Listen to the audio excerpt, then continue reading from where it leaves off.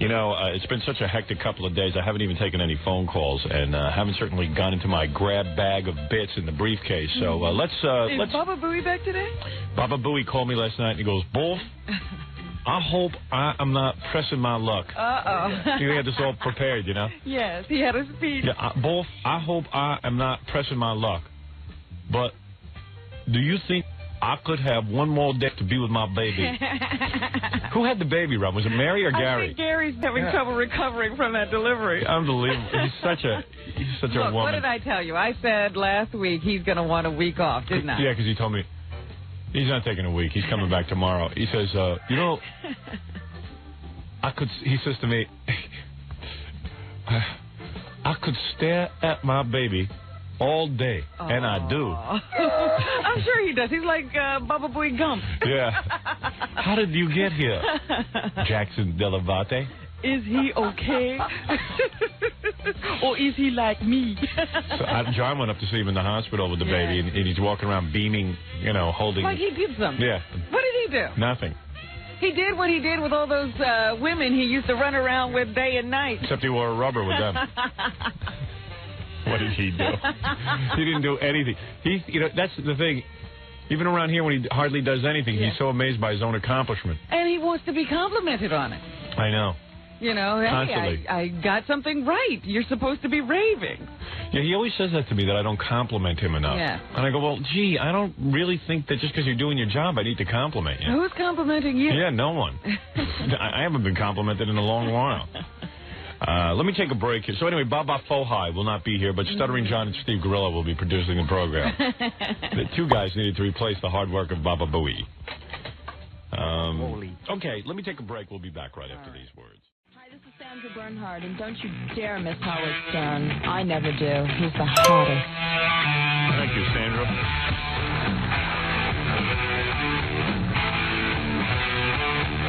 All right. First of all, a lot of faxes coming in about Bababooey's new baby. Jackson. To me, you know, there's different ones. Here's one, just a angry little baby going, "Baby Jackson." Isn't that cute? With big teeth, a lot of teeth on that baby. And then here's one, Baby Booey. See that one? And it's a picture of a baby with a big mustache. And this one I love. It's a bunch of babies at the hospital, and there is Baby Booey right in the middle. And you can see him there, and he goes, "Where is that big lip, buck-toothed bastard of a father? I'm down to my last banana. You guys want one?" And it's a baby with a big monkey head eating a banana. See? Yeah, it looks like King Kong, doesn't it? Yes, it does. It's pretty wild. So there it is. Jackson. Jackson. All right, very good. So that's exciting that all these people have something new to do. I actually have been waiting for Gary to come back from, you know, childbirth, from maternity leave. Yes. Because he wrote a letter to Adelphi College. He did? Yeah, a letter to the editor, like of the school newspaper. Really? Yeah, and it's just filled with retarded stuff. What was it about? Well, you want me to read it to you? Yeah. But then we'll only end up reading it again when he comes back. That's okay. You don't mind. All right. Okay, so evidently Adelphi College, which for those of you who are not from New York, Adelphi is no great college. It's like the 13th grade. Yeah, I mean, for anyone who wants to go to college but isn't that bright, you could get in here. You want to say you went somewhere after high school. Right. This is where you go. And Gary was a communications major at Adelphi, which meant you watched movies. Okay. You basically were babysat for 4 years. So evidently, Fafa Foley, I have a feeling he has that new computer because his wife actually works on a computer. Yeah. Fafa Flunky. So I have a feeling with that computer, he wants to do something besides play video games, but he doesn't know what to do because it wouldn't occur to him to do work for me at home. Do a little research. Because that's his free time. He figures once he goes home. Set up a schedule. Yeah, right. Anything. Like maybe think of a way to make the interns more effective. Anything would be great. So instead what he does is he probably has a little fax program on the computer. So he got all excited and he wrote a letter to his school newspaper and probably pressed one button and faxed it. So it got exciting. Okay, but I just wonder what prompted him, what motivated him to write a letter. Okay. I've been reading Audience faithfully. Audience is the school newspaper. Okay. I've been reading Audience faithfully ever since I graduated in 1983. Well, I find it to be a great help in keeping up with my former classmates. I've been the producer of The Howard Stern Show for close to 10 years. I've never been sure if that is a great source of pride or embarrassment to the communications department. Now, who asked him to write this? Yes. Now, what do you mean, a great source of pride? This is my show. He's my producer, and he doesn't know whether it's a great source. He's trying to be funny. Yeah, he wrote this. I don't know if that is a great source of pride or embarrassment. for the communications department. Yeah, like Adelphi Communications can boast anything great. Right. What else have they got to show for that communications department? And by the way, Bababooey doesn't think it's a source of embarrassment. Otherwise, you wouldn't be writing it. When something's a source of embarrassment, you don't write it. You keep your mouth shut. You keep your mouth shut. It's just a little cute way of... Who needs him running around representing my name as a source of pride or embarrassment? What a dickhead he is. Who asked him to write about me and comment on my show? I gotta get the gist of this letter. Where is it going? To the school newspaper. To the school newspaper. To all... No, I meant where is he going with this train of thought? Okay. Well, then I can help you out there. Off the track. I have to say that it's been an incredibly interesting experience. I think the best thing about my job is that it is always different. A new experience every day. In the course of producing the show, I have had the opportunity to work on a nationally syndicated television show. Segment producer. Help out on a #1 best-selling book, Private Parts, and perform in a variety of live shows. In fact, our New Year's Eve special broke the record for the biggest non-sports event. So far, he's giving you my resume. And he's telling you he's not sure whether this is a source of embarrassment or pride. All of these record-breaking shows that he's done. Right, that he's been able to stand around while all this stuff all this stuff gets done. The thing I love the most is that I work with a great bunch of professionals who are fun to be with. They are more like a family than co-workers, and they make getting up at the crack of dawn almost worth it. Almost, not quite. On the personal front, I'll be married 2 years this July. My lovely wife, Mary... I like it was my lovely... Like, what is he, a nitwit? He's Joey Adams, I think. My lovely wife, Mary, is a graphic artist, and we're expecting a child in November. We've been living in Manhattan for quite a while, but we just made the full commitment to the suburbs and bought a house in Connecticut. What? I'm just sitting here thinking to myself, he wants to be big man on campus. Yeah, well, here you'll get to... You're exactly right. Oh, boy. It's been a long time since I've been back to the old campus. I try to stay in touch with as many people as I can. I saw Steve Jones, 83. That's not 83 years old, but graduated 83. At the Nirvana concert last summer. I write to M.J. Welling, 81, whenever I get the chance. And, of course, it's always a pleasure to talk with Jeff Filippi, 81, who seems to be doing very well over at USA Network. You believe this? Oh, Howard, you don't know the thought that just flashed into my mind. A special hello to Louise Leonard and B. Wolf, who are always glad to hear my voice when I call. Gary Delabate, 1983. He's a nitwit. He has nothing to do. Nothing. You have not made his life the hell he claims it is. I know. Because if he has time to write that stupid letter, I know. he has nothing to do. I know. I have so much computer work for him to do back there, and every day he's out of here at 1 o'clock like clockwork. And he claims does nothing. that he works all day. I know. Oh, I got news for you. I told Kathy that if Bababooey didn't get done with my computer work in a week, just fire him. Because I have stuff that needs to be done. And the guy can't get it done, and I keep him around. I want him out of here. But he just had a baby. You can't throw him out. And he's writing dumb letters. I mean, you want to write some letters. When did he write that letter? Recently. I just got it. Because he's talking about the baby. Yeah, I just got it. He's writing to a Adelphi newspaper about his lovely wife. You know, when you... First of all, he shouldn't even have time to read that goofy paper. I know. I know. Much less sit down and write him a letter. I know. He has nothing to do. Hello to Luis. Yeah.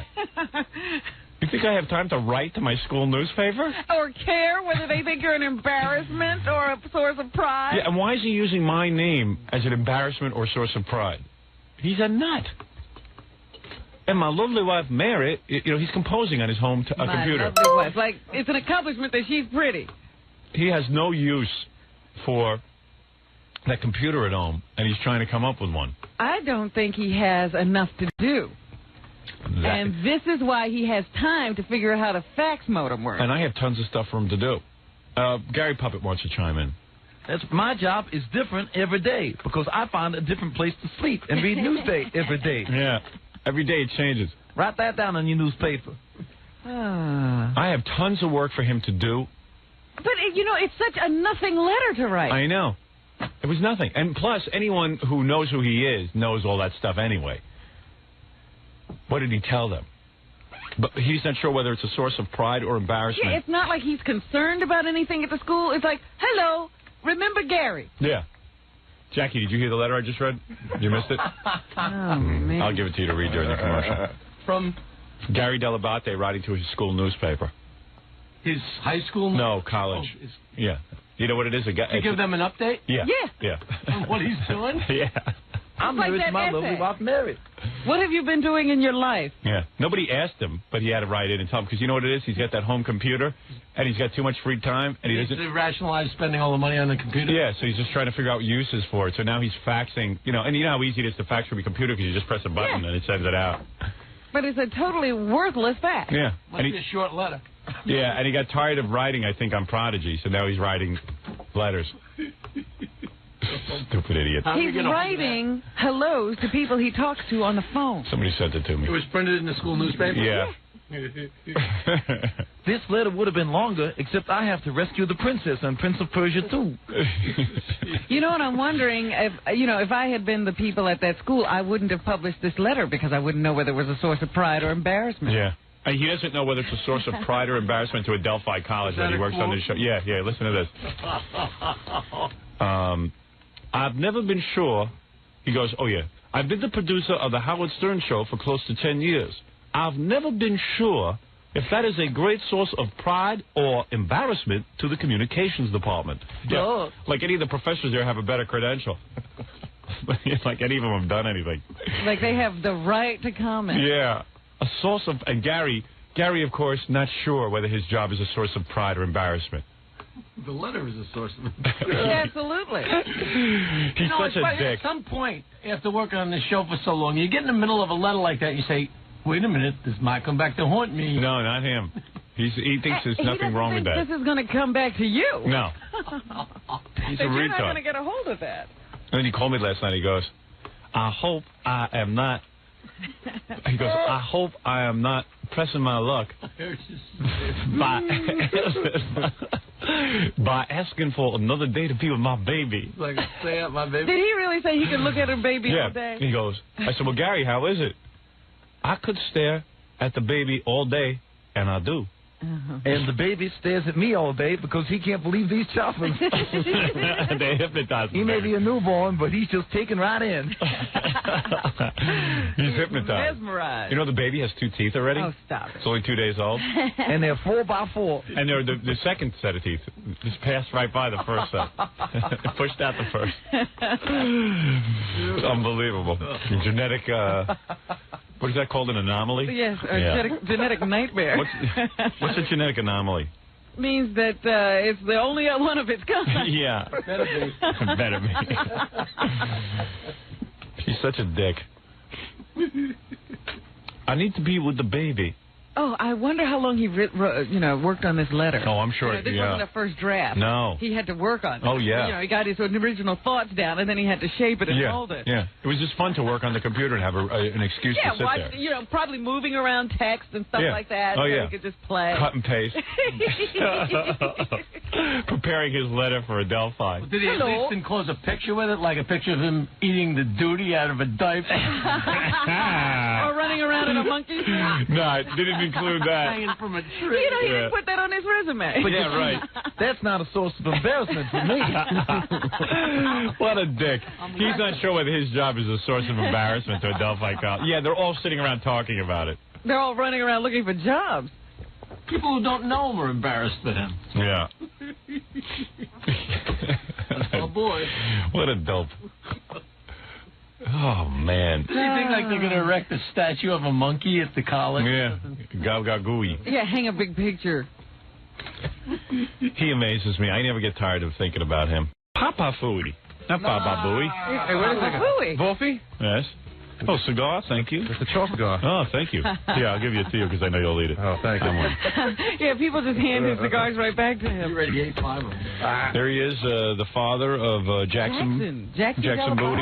Jackson Stephen. I got to ask you, how did you come up with the name Jackson? I know it's Mary. I know you. No. We came up with it together. I'll tell you exactly how we came up with it. We have some friends. Very nice. We were with like a year and a half ago, and her sister had a kid named Jackson. We both heard the name and just immediately liked it. I see. We just thought it was a cool name. Because Jackson don't go with Delabate, no offense. There's a lot of things that don't go with Delabate. Yeah. Well, we figured out what did. Anthony. Well, yeah, but Anthony Delabate or like Vito. But even Stephen, like the middle name is cool. Stephen Delabate or Gary Delabate, something regular. Michael Delabate. Even Stephen Jackson. Stephen Jackson Delabate. You should have seen the problems we were having with girls' names, boy. Yeah, what goes with Delabate? Somebody said, why don't you name the kid, if it's a girl, Gabriella? Oh, dear. And I'm like, yeah, that's a girl with one eyebrow. Paulie Delabate is cool. Those are all Italian names. Yeah, well. Vinny, Paulie. Vinny. I'm trying to... You trying to not be Italian? Yeah, I'm trying to, okay. Well, why didn't you change Delabate? Very nice. That's what we sort of considered. If you're trying not to be Italian. Fredo Delabate. Fredo. Well, anyway, Gary now a father. Oh, you got it out of your system now, or are you like still into Are you still needing to stare at your baby? Of course. I mean, how could you not? He was homoing out on me on the phone the other night. Now, wait a second. Do you know that Allison called last night? Yes, I know. And Allison I didn't know, actually. She told me afterwards. And Allison told me, she says, isn't it wonderful? And I said, yeah, just can't stop staring at him. She goes, when Emily was born, for the first 3 months, Howard and I didn't even watch television. Yeah. All we did was stare at the baby for 3 months. Yeah, but that's a stern. You're staring at a Delabate. It's a little different. It's a big difference. That's royalty. You know, I have a bunch of pictures of the baby. Yeah, I've got a bunch too, and I'll bring them in. No, actually, because I called Gary and he goes, Bulls, I'm not impressing my luck. That was funny. But could I have another day off? Did you tear your stuff away today? No, you know what happened was we ended up staying in the hospital an extra day. Oh. And I thought, I just needed an extra day to get things in order. It wasn't like I didn't think I'd have another day to stare at my baby. I didn't say that. No, I said, so is it everything you expected? The guy goes, Wolf. Come on, you must have written it down. No, I got it memorized. He goes, Wolf. It went right in. Yeah, it went right in there. Some things I do remember. He goes, Wolf, I got to tell you something. All I do is all I could do all day is stare at the baby, and I do. I try not to drool on him when I do it, because I get that hangdog staring look. He'll be a good father, because he'll have lots of free time and stuff to run around with. Right, he'll be able to spend time and do projects. Little league. It won't help with homework. But... No. Mary will have to do that. Help with the homework. I can only take you through kindergarten. After that, you're on your own. Building blocks. That was my specialty. I was in BOCES. I don't know that I could... So was the delivery rough? Oh, actually, I heard it was easy because she basically, by the time you got her to the hospital... It was easy, but very painful for her. Yeah, it is for all the drugs. It is painful. But I mean, it was really painful, like I said, because she had no drugs and stuff because it was just too late. Yeah. The doctor said, you want to try to do this natural? And she's like, no. And the doctor said, come on, you can do it. You're almost there. Well, it's like a bowling ball passing through your legs. And with my wife, my wife hardly had anything passing through her legs because of my... She had never been opened up. Yeah, I mean, at least Gary has a decent girth to get his wife prepared for childbirth. Your kid was blazing a trail. Yeah. But that's what, that's all I kept thinking about when you talk about, like, having sex is when you look in the book, it says, don't forget, the first child will hurt because the first child is paving the way for others. And I'm like, what a thought. Yeah. Pioneering a trail. Blazing that trail. What? Yeah. Like a big bulldozer. Oh, childbirth is so gross. Guys should not be in there. I know it. They should not be in there. You've been in there for all... guys like you shouldn't be. You've been in there for all three, right? Oh, yeah. He's a veteran. And you never forget the image. I know what you're saying. Hey, I'll forget it with time. You don't. You know how he talks about the horrors of Vietnam? These are the real horrors. I just keep thinking about You haven't been through hell until you watch that. I just keep thinking about that bit that we used to do at Club Benet. Yeah. That wasn't far off. You wrote that in about 2 minutes. That's right. After the experience of childbirth. That was no writing. That was no writing. That was inspirational. Oh, man. And I've already changed many diapers. Yeah. Look at the kid's head and remember now your wiener has to do the same job. You know what I mean? How can you compare to that? What an act of love. Yeah. Yesterday I read that letter that you wrote to Adelphi. I heard about that. Oof. Oofa. You're really screwing up lately. you? But, you just had a baby, so I'll mellow out today. Yeah. It's a really dumb letter. In what It shows me you have way too much free time with your stupid computer at home. You have absolutely no use for it. I'll tell you exactly, even though you won't be able to admit this, I'll tell you exactly what happened when you wrote that letter to Adelphi. Mm-hmm. You're sitting at home playing the Prince of Persia for the 900th time on that computer, and sometimes you really get in the mood to do something, and, you call Prodigy and all that kind of stuff, but you really have nothing to do with it, because Mary basically uses the computer for work. So you're sitting there and you're reading the Adelphi newsletter all the time, and you say, hey, I know, I'll write a letter on my computer. I got a fax. I got a fax. So, and you also have that little fax program so you can just write something and then press the button and fax it, and you were so excited that you now had a task to do on your computer. Of course, I could have thought of a million tasks for you to do on your computer, but that's not what you were interested in doing. You were interested in running. He didn't fax you and say, boss, I'm free. Yeah, I'm free. Here's some free time. I'd like to work on my computer. 9 o'clock at night. Well, let me tell you something. You have way too much free time. You should be exhausted when you get home. You should be way too tired to write letters to Adelphi. And I can envision how many drafts that letter went through. That was not just one letter. It was one letter. Oh, no. And then you went back with your spell check and you tightened it up. Of course you go with spell check. There you go. How long did it take you? To be honest. Seriously? Yeah. It took me about 15 minutes. Okay. Why would you? It took him 2 hours. Minimum. No way. Yep. And then he was so excited. First of all, you're off base. All I have to do is fax. Press this button. Didn't happen that way either. All right. Well, how did it happen? First of all, I'm in touch with the people at Adelphi, so the woman who runs the newsletter had asked me several times to write a letter, and I'd never gotten around to it. Then, of course, when I had the computer, I figured I'd give it a try. I didn't fax it out on the computer because at the time I didn't have the fax modem. Oh. And it took me 15 minutes to do it. Of course you spell check it because if you're putting something out... So was it exciting to have like a purpose for the computer? Was it fun? Yeah. Yeah. It was fun to type and everything? Using that one-finger technique? Hunt and peck. And it took him 15 minutes? Yeah, 15 minutes to type that letter Give me with a one break. finger. It didn't take him no 15 minutes. He was so excited. Mary, how do I check the margin on the... I could just picture the whole scene. How do you get into the word? Would you rather skip over this subject and go right to the new enemy of the Howard Stern show, Paula Poundstone? No, not yet. I'll get to her later, if she is in fact an enemy. She is. All right, who cares? No, she's nothing. Maybe we should wait for Billy to come in. He does a great Paula Poundstone. Okay. Anyway, here's the letter Bababooey writes to Adelphi. I've been reading Audience, that's the name of the Adelphi magazine. I've been reading Audience faithfully ever since I graduated in 1983. I find it to be a great help in keeping up with my former classmates. I have been the producer of the Howard Stern Show for close to 10 years. I have never been sure if this is a great source of pride or embarrassment to the communications department. Now, let me explain that line. Let me explain. Why do you use my name in your letter? Why? Because that's what I do. Yeah, well, don't write whether you're not sure. If you had something that truly embarrassed you, you wouldn't be writing about it. I'm not embarrassed about it. Oh, you're not sure if it embarrasses them. Adelphi University, you don't know. They should be embarrassed to call themselves a university and have you as a graduate. No, you don't understand. They get really uptight about this sort of stuff. I know it's not a source of embarrassment to me at all. I'm very proud to be on this show. Do me a favor. When you write a letter, consult me first before anything is to be published. Why would you write a letter to a group that has a problem with this show, then? Yeah. What's that? Why do you write to people who have a problem with the show? Because they asked me to write a letter. They asked you to write a letter, but why do you have to? Why can't you just write about how happy you are in your job? Why do you have to? What is it? Read the rest of the letter. No, that whole letter is about how happy. Why is the sentence? I think there's a line in there that says that how great you guys are.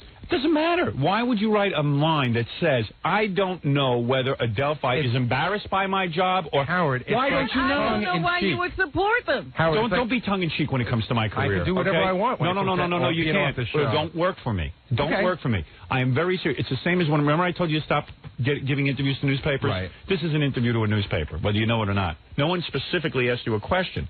But when you open your mouth, you say silly things. Okay. You're childish. Okay. I don't know whether this is a source of pride or... Adelphi University is sitting in judgment of me. This has nothing to do with you. This has to do with me. Okay. You're writing about me. You're writing about where you work. Boss, I apologize. Thank you. Now, why don't you read the line where I talked about how great it is to work with you guys? Yeah, we read that. After I couldn't get past the you don't know whether it's a source of pride or embarrassment. My own guy is writing. He doesn't know. How about the part about what a family it is and how guarantee you, Gary, it's a source of pride for them because there's not too many people who graduate Adelphi University and even go into communications. There's not too many people willing to hire the peckerheads that graduate from Adelphi. There is one other famous guy. Yeah, who's that? Al Trautwig, and he hates you. Thank you. Do you know who he is? No. He does sports. I don't even ever heard of him, so he's going to be that big. He does the Yankee games. He's the guy that was trashing you because you said something about those Cleveland players. Yeah, good. He knows a lot. Adelphi graduate. He must have an IQ of, 12? Adelphi. It's forced. Yeah. I know another guy from Adelphi, Al Tratwig. He hates you. Another famous guy, boy. Yeah. He hates you. And he really hates you. Right. What'd you say, Jackie? Luigi Spindler owns the pizza parlor. Yeah. Didn't he graduate at Adelphi? Luigi Spindler. That's got to be one of Jackie's friends. That's got to be one of Jackie's buddies. It's funny. Very funny line. Hey, Luigi, what? What's the difference where it came from? Made it up, Bo. There you go. There's a guy with a mind. And Luigi's the name that goes with Delabate. Luigi Delabate. Oops, that was an accident. No, please do me a favor. Don't get on your computer anymore and write. If you're going to get on a computer, I got plenty of work for you to do. There's still work looming that you need to do. I've been doing it. His letters should have to be approved. Of course. He's writing to a publication about his job and about me. Is anybody proofreading Robin's book? I trust her. You trust? You don't? I don't trust you. I don't trust her. That's the problem. No. Usually she'll say good things about me. I'm worried. I'm afraid there's a whole chapter on me. But don't flatter yourself. Was there a chapter on him? So far, I've mentioned him once. Oh, okay, good. Yeah, so don't flatter yourself. No, that's fine. That's fine. He thinks he played a big part in the Robin Quiver's story. That's what the book is about when he was doing his lecture. She got two parents that take up 3 books. You think she got time to write about you? Yeah, I can't even get them all into one book. Yeah, she has to write a sequel. Yeah, the difference is we're still talking to her. Right. Well, it's questionable, huh, Jack? But do me a favor. Don't sit on your computer and write about me. Write about you. I don't mind if you write about you, but don't write my name. Don't write about me. And believe me, let me tell you something, Gary. We're intertwined. It's impossible for me to not write about me. If it was a source of embarrassment for them, it's a little concern to me. It's impossible for me to write about me without writing about you. We're like intertwined. Wrong answer. What would I am not, because if you left tomorrow, my career would still continue. But that's true. That's absolutely true. So I am telling you now, as part of your job. So what should I say?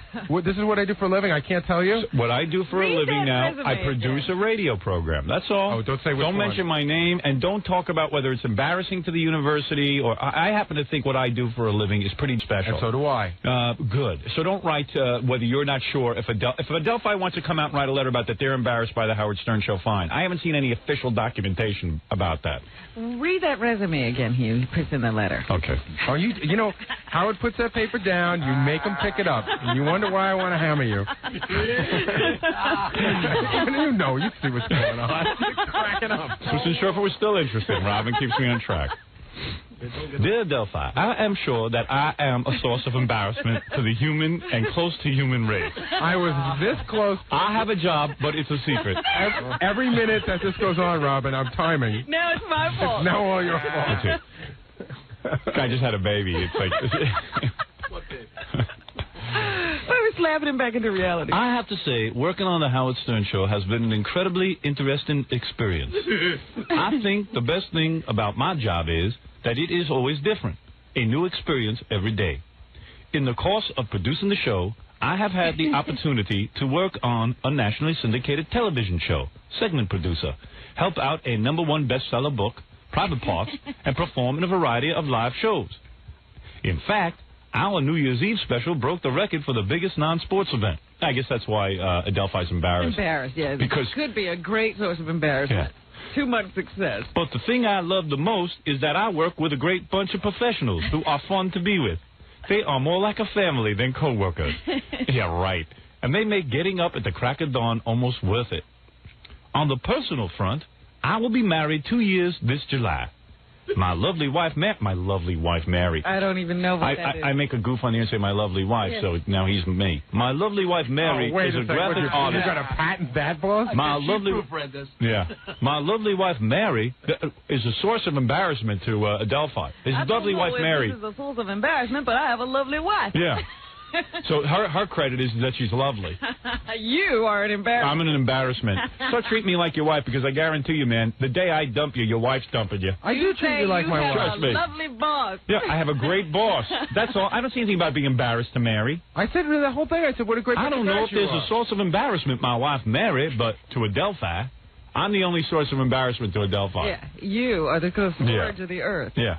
But lovely Mary. You're more afraid to write about your wife than you are about me, but I guarantee you that's going to change in 11 months. Watch the changes in your life. Watch the changes in a lot of people's lives. In 11 months, I won't be afraid of you at all. In 11 months, you're going to be a free man. We're going to watch what happens to you and your lovely wife. My lovely wife, Mary, is a graphic artist, and we're expecting a child in November. Personal front. Well, my front teeth are so big, I have to clean them with a shoe brush. Right. I do morning. What is this? I do morning at 4:15 a.m. It's bad. I get up every morning? Where are you? You got to help me out with that. I do.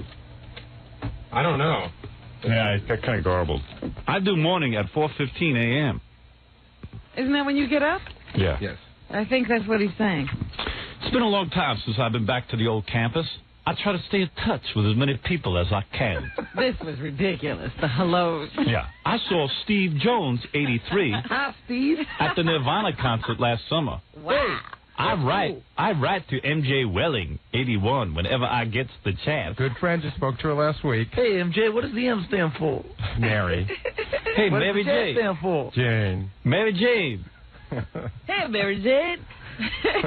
What do? You guys, your pen pals? You and MJ? Yeah, she writes these letters to all of her friends that are just big long form letters that are like 6 pages long. And then Oh. addresses them to each one. And then Yeah. you get to write back on your computer, so it gives you a use for your computer again. Yes, You can write back to MJ. Peck out another letter. It's a lot He's better than sitting around handwriting. writing a form letter. Yeah. Oh, But boy. Gary has time to type out letters to each of his friends. No time to do his work She's around more here. busy than Mr. Delabate on a #1 show. Yeah. Let me write a letter to Let me MJ. tell you something. Despite the energies of Mr. Delabate, I get this #1 show out cranked every day. But it ain't easy to crank it out with little help. And of course, Mr. Delabate's objections. I get the chance, and of course, it's always a pleasure to talk with Jeff Filippi, 81, who seems to be doing very well over at USA Network. called me yesterday. Heard his name on the air. A special Then why hello. do you need to mention him in this letter? I don't know. It's a stupid letter. Of course it's a stupid It's a letter. meaningless letter. It's an 8-page newspaper. A special hello to Louise Leonard and B. Wolf. I have so many other things you could be working on. It just kills me. Yeah. Just a guy's 81. 1981. No. 1981. 1981. Class number. Duh. Take your mechanical engineering degree and figure it out. Said 81. Yeah. That's the class of 81, Well, Jackie. maybe that was the last famous person. A special hello to Louise Leonard and B. Wolf, Fine ladies. who are always glad to hear my voice when I call. Hi, B. Gary Delabate, 83. I guess that is worth mentioning. Yeah, you know what it is? He wants to be big man on campus. Yeah, he is the president of the university now. But now he's busy throwing his... Believe me, he wouldn't be writing this letter if he was a garbage man, Oh, no. like the rest of his family. He'd still be Today, I struggling. picked up 2 cans with one hand. Yeah, exactly. Next week, I get my stick with a little point on it. Yeah. He's busy writing, but he doesn't know whether his job's a source of embarrassment. Meanwhile, the whole school is like, oh, my God, he gets to work on the Howard Stern show. But he doesn't know Look if at that's where he goes, look at Yeah. what he does, look at who he's met. Actually, my He doesn't know if it's a source of pride or embarrassment. Think about it. You think about whether it's a source of pride or embarrassment. I know it's a source of pride for me. Right. So Well, don't... then just And that's say all that. that counts. Yeah. Do you know whether your wife is a source of pride or embarrassment to the school? Do you know for a fact? Do you care? They don't know anything Do about you her. care what they think? Do I care Do what you care what the school thinks about your wife? No. Then don't care about what they think about me. Okay. That's my point. All right. That's all. He's worried what they think. Hello. I'm wondering what you think of Howard. I owe you Why 8 don't you minutes, Quiver. fax me your opinion. I owe you I'm 8 not minutes. sure what you think of my boss. Could you please write an article on this so I'll know if I'm a source of pride or embarrassment? My boss. Now, let me talk to you about all the other things we Do can me a favor, don't write any letters in public about me Okay, without I my won't. approval. Okay. Okay? Because I don't trust you. Okay, now let me talk to you about all the other things we could be doing today. Good. Let me take a break, and then you'll tell me. Well, we're going to... All right. All right. I have many things, as you can see. I haven't sat around waiting It's around. nice to see he's raring to go. Oh. You know, back after a few days off. I have verification on a story about one of our employees. Oh, very good. Okay. Some gossip. It sounds like you have some good stuff.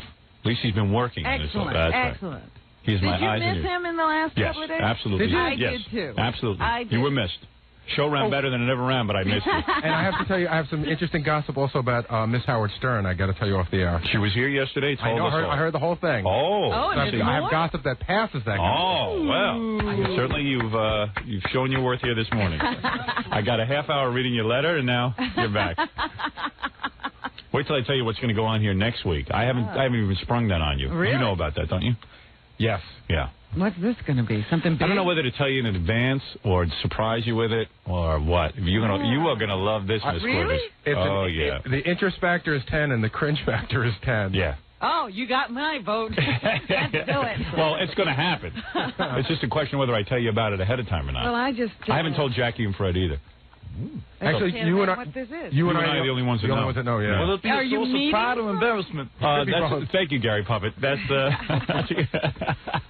it'll be a source of pride and embarrassment. And will MJ know about it? MJ and B. Wolf. B. Wolf. And what about Luigi? Hey, why don't you send us some special hellos this morning, Gary? Hello. Hello, B. Wolf. Hi, Hey, B. Wolf. Hi, Jeff Filippi. Jeff Filippi. They call him Filippi because he flips out. And he hears his name. Oh. So is this somebody who's coming in? Yes. Oh. Yes. Dear New York Post, Howard sucks. I must go now. Signed, Gary Delabate, 83. Figure it out yourself. Hey, Jeff Filippi, when will you be getting back to campus? I hope to see you there. I understand you're doing quite well at the USA Network. This is a letter in the school paper, so people can write editorials. No. It's not. So they the can paper. stay in touch. It's an alumni paper. There's nobody writes letters, to respond or anything. This is an alumni paper, right, Jackie? It's a very important paper. I see. It's very hard to understand. Yeah, but now he's published at least. Yeah. If you guys don't stop, I'm going to eat this whole box of chocolate. That Apple computer really getting a workout. You have another thing to put on your resume. He's published. Yeah. All that. You know what? They got to do one of those ads like they do for computers that says, "What does Gary Delabate keep on his power book?" Letters to Adelphi. Yeah. Hello, Jeff Filippi. And games. And Mary Jane. And letters to Beatrice and Mary Jane. B. Wolf. B. Wolf. And of course, his game Prince of Persia. And Prince of Persia 2. Right. Which I've already cracked. Oh, boy. I cracked that one in a month. Did you crack it? Yes, I did. You already saved the Prince, really? Oh, that was in the summer. Wow. Good for you. Now I'm thinking about going to Myst. I don't know what that is. Myst is yet another. That's that brand new game? Well, it's not brand new, but Myst is like this really insane game. But make me nauseous.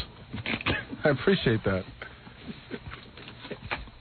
That's some letter to Adelphi. Weren't we about to take a break? Yeah, I got to take a break. This lingers on way too long. Yeah. It's an incredible letter. I mean, It the is. only letter that tops it is one of Jackie's resignations. Yeah. Hey, I sent that to Michigan State. Yeah, right. At least you sent that just to the management. I mean, at least you didn't publish. It wasn't intended to be published. Right. Just the fact that But it was just as stupid nonetheless. Yeah, that's true. But you can type it on a computer. One person or a million people. That was a dumb letter. I'm still here. I got to get back to the campus. I might have sent a letter to a million people who it doesn't matter whether they read it, but you sent it to one. You sent it to one person that it was way important for it to be stupid to. Keep digging. So important he slipped it to us. At least it was work related. Well, in a sense. You're right into college. Yeah, but at least I don't have my manager wife signing my letters. That's true too. I guess it's a standoff. Standoff and stupidity. She didn't sign it. All right, let's take a break. A2, Joe K. And we'll take a break, and we'll be back right after these words. We have proud Papa. Bababooey's back. Bababooey, of course. Congratulations, even though you did nothing. Yeah, somebody walked up to me this morning. It's just really funny. Somebody goes, "Hey man, good work." Yeah. And I'm like, well, what did I do? 9 months ago you did something. Even then, it's like you don't have control over it. He would Right. have done it anyway. Yeah. Retarded people can do this. Yeah, there's nothing to be too proud of. No, it really isn't. Yeah. That's the problem. Retarded people can do it. Yeah. The one thing they can figure out to do is have a baby. Doesn't take any sense at all. Mm-hmm. But you're not. Adelphi is. Are they proud or embarrassed of the baby? They don't know about it yet. I'm going to have to take a poll. Write a letter and answer. I don't know if you'll have a source of pride or embarrassment for Jackson Delabate. So did your parents go up there and they carrying on and everything? Oh, yeah. Yeah. Oh, yeah. And my mother-in-law's staying with us for a week. Oh, how's that? Great. It's great in the beginning. No, my mother-in-law's really cool. She doesn't. She really is. She doesn't. You don't even know she's there. We'll see. One of these days. You'll cry. It'll hit you. No, but you need her, right? Because you don't have a baby nurse. No. Baby nurse. Big mistake. I'm telling you. Why did you do that, Papa? The first kid we had, everyone said get a baby nurse, and I said, no, we don't need it. We want to be alone with a baby. We want to get into... Man, is that a mistake not to get one of those. I was surprised to find out, like, what a bohemian my wife is. She's sort of really? And she didn't want one. No, I suggested it. I'll bet you $10 billion on the second one that's going to change. I said I married the only woman in the world who doesn't want a nurse. No, my wife was the same way. And let me tell you something, boy, that tune changed quickly. Because wait till you see her a year from now. That's going to age her 10 years, that first baby. I'm telling you. The stomach's going to be flopping over those panties for a while. Oh, and I got news for you. Yeah. She's going to be The worn baby out. nurse makes that better, the stomach? Yeah, right. She's going to have no time for any romance. You know when I get laid once a week. Well, you want to know when, would you like to know now? Yeah. Can I now tell you when the last time I had sex? Yeah, I bet you 6 months. Your wife was pretty pregnant. Yeah. I think it was the end of July. All right, what month is this? Whoa, August, this is September, November. October. It's been like 3.5 months, but it seems like 12. Yeah, she's been masturbating, You've right? never gone this long, have you? I don't even care who's in the house. Yeah. You don't care where you are. The baby's room. And it's not a source of fraud or embarrassment either. And that's another weird thing. Sorry, like Mom. having kids downstairs and you have to go upstairs and masturbate. That is the weirdest feeling in the world. Last night I'm hearing my wife yelling at the kids. The 3 kids are running around, and I'm upstairs thinking about Miss Howard Stern. How do you pull that? It's a weird thing, man. You get over it, I suppose. It's a weird thing. Jackson, what are you doing home from school so early? Hey, I'm trying to watch my new Playboy video. Jeez, I got Ginger Lynn on the TV. Oh, well. That's a weird thing, man. And you got to disassociate yourself from the fact that there's 3, little kids down there with your wife. They don't ever break in on you in the middle, do they? No, everyone's very, very respectful of it. Oh, that's good. It's a very private time. Pops at it again. Leave Daddy alone. He's busy. Yeah, that's just a weird thing.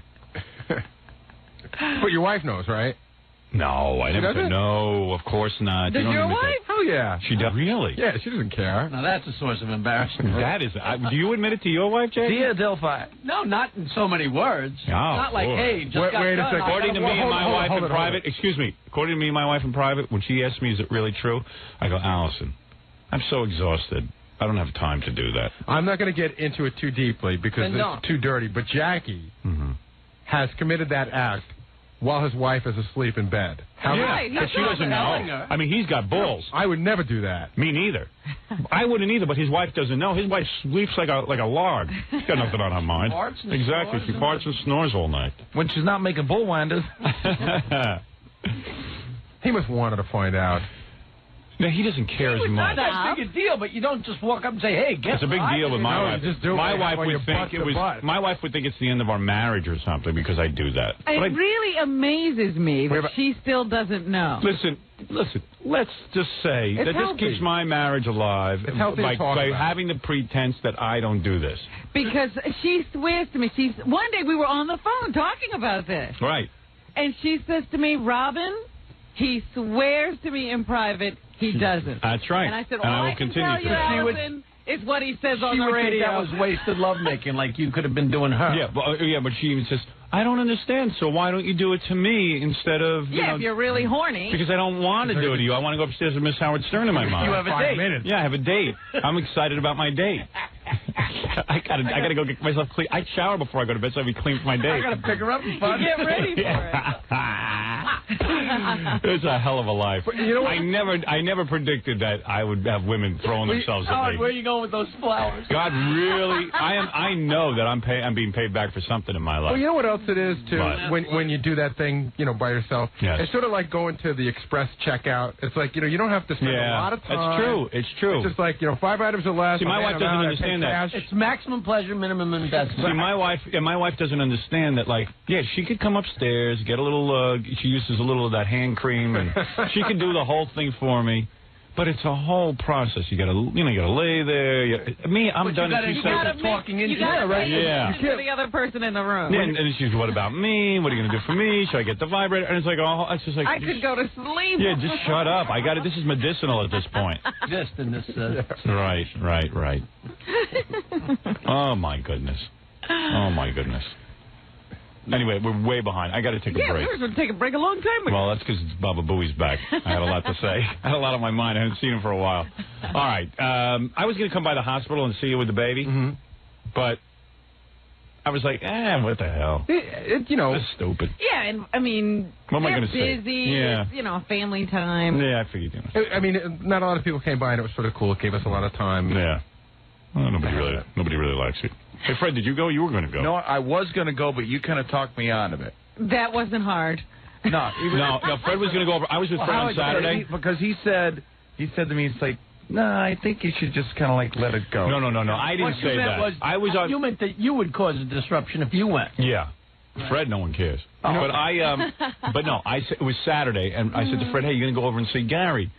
And he said, yeah. He always says, yeah, I might. He might do everything. Like yesterday, I had to go to a screening of a movie. So I said, hey, Fred, we were together late. And I said, you want to come over with me? He goes, I'm just going to clean up. Yeah, I'll meet you over there. And he never shows up. It took me a lot longer than I thought.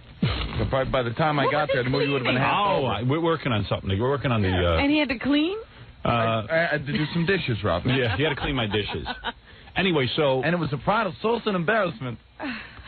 I don't feel like taking a break. I just have a lot to talk about. So, but we should take a break. All right. Okay. Well, the thing is, the Fred wasn't going anyway. No, that's not true, Robin. But that's... Yeah, I did something really cool yesterday. You would love this. I'll tell you when I get back. All right. We'll be back right after this. There's this new thing. He has like a whole little thing going. He opens my mail, right? But he also answers my phones and sort of makes contact with all my people. Mm-hmm. So we made contact with a cool guy over at Warner Home Video who was sending some videos to me and you. Suddenly, Gary got himself on the mailing list, and I see that he's getting better videos. I don't get any more videos, and Gary's bringing home videos. The Josephine Baker story, this story, that. Really? Yeah, and I'm going, wait a second. Where are videos? Then yesterday I'm watching him. He's opening the mail. Rolling Stone comes in. Now, it's addressed to Gary Delabate because he gets it addressed to himself. No. I told you all of your mail is my mail. No. First of all, let me explain. You annoy me. And what are those two Sony boxes for you and Jackie on your desk this morning? What is that? Okay, let me explain. What are you getting from Sony? Just tell me. Well, what do you have? You have 5 What boxes. is in the boxes? Let's start with Sony. Okay. What is in your boxes? CDs. Why do you have CDs from Sony? Because they sent them to us when Jackie and I went out with the local person and your good friend. Hold on a second. Jackie and you went out with what local person? The local person from Epic Records. Who is that? Her name's Laura Curtin. Okay, go ahead. We went out to see Stutter and John's band and the Cycle Sluts from Hell. Yeah. And we all went out to dinner. Yeah. And why do you think they took you out to dinner? To see the Cycle Sluts? To schmooze you, to see if you can get the Cycle Sluts on my show. Right, but which I don't want to have on my show. And which didn't happen, and which they knew. So you went out with them. So you went out with them. Wait a second. You got CDs. Wait. No, I'm not waiting, Gary. This is after the fact, so they weren't schmoozing. In other words, we'd already said we were going to have the Cycle Sluts on. They wanted us to come and see the band. Why do you know the promotion person from Epic Records? Because I have to deal with them for the show. How do you... Oh, for the show. What's the name of this show? The Howard Stern Show. Right. The Hitler Show. No, this is not... Hey, you just shut your face. You don't leave the house. Hey, we went out socially. Jackie, you are wrong. You went out socially because they're trying to get to me. You got to start understanding that. No. We were going... Oh, they want to meet Jackie Martling. Like they wanted to meet you all those years you didn't work on this show. Imagine that, right, maybe they are trying to get to you, but imagine that we would have gone out with them. They might have actually liked us and had fun with us. Yeah, but how did these CDs come about? That's what I want to know. They sent them to us. They sent them to you. Right. I told you, all of the mail addressed to Gary Delabate is mine. Do you understand that? Okay, then I will decide what CDs you can keep. I'm sitting at home. I don't have one CD. Yeah, we need the CDs. We stay at home. I stay at home. I'm listening to them. Since you're out in the clubs, what are you worried about? What CDs did I get? Nothing of any importance. Bring them all in here. I want to see what I got. I don't know. They're in my Let's go through your CDs. You know what kills me? What we want. And they're sending them stuff. Rolling Stone magazine. What are you doing with that? Rolling Stone magazine. You get one and I get one. We're both on the mailing list. I didn't get one. Why don't I get one? It didn't come yet. It'll probably come. Why don't you give one to Robin? She does the news here. Why do you think they're sending it? So we'll talk about it on the air. So you'll talk about it on the air? Well, who goes through it? When do you talk about it? I go through the stuff and... Oh, I see. Yeah, like I never did that. And what about this guy from the Warner Home Video? No, okay. Suddenly you're on his mailing list. There's no suddenly involved. You suddenly made him feel that you're the guy. I told you I want the story, or you want to hear your BS? No. Listen to me. You work for me. The history... Hold it. I don't want BS. The world according to Howard or the truth? You said you asked me a question. There is no truth other than the fact that I have had this discussion with you 100 times. You asked me a question. You want the truth, or you want to direct it the way you want? Every video that comes into this station is mine. Or you asked me a question. Now give me an opportunity to answer. I am not asking you a question. Give me an opportunity. I am giving you a rule. He cultivated a contact on his own, Howard. Yeah. Oh yeah. The guy. Yeah. This guy's a friend of his. You want to hear how it happened? Why do you have the Josephine Baker story? So I walk into the office the other day. You want to hear how it happened? No. I see the Josephine Baker story on the floor. Shut up. No. I'm going to fire you right now. I'm going to fire you. You got me in the mood to fire you because I can't trust you anymore. You're busy chazering. I'll tell you what you can and can't take. Why don't you just let me tell you what happened? I will tell you I will ask you when I am ready. When it's convenient to your life. No, when it's convenient to this show to get ratings. Oh, you understand? Everything that I do, I direct. This is my orchestra. This is me. I'm Leonard Bernstein. This is your life, and it's a party. Let's have fun. No, it's my party, and it's your job. No, it's my party, and it's your life. Shut up. Now, where was I, Robin? Oh, my God. I'm going to take him right, and I'm going to smack him around. And he was late today, and he's the this is the guy. I cannot believe this. Is the guy. How do you put up with this? I swear to God, I'm going to start making you come in. You know why he's afraid of losing the interns? Why? Because he's going to have to get up. He would have to be here. He'd have to be here to help me in the morning. Yeah, who was here before there were interns? Like, I can't do that. We were here by ourselves. Yeah, I don't remember you being here. Oh, you have a selective memory, boy. Boy? Does that look like a boy to you? No, I mean, boy, all right, now let me tell you. There's no mistaking that for a boy. No racism here. That's as woman as you got. Where was I, Robin?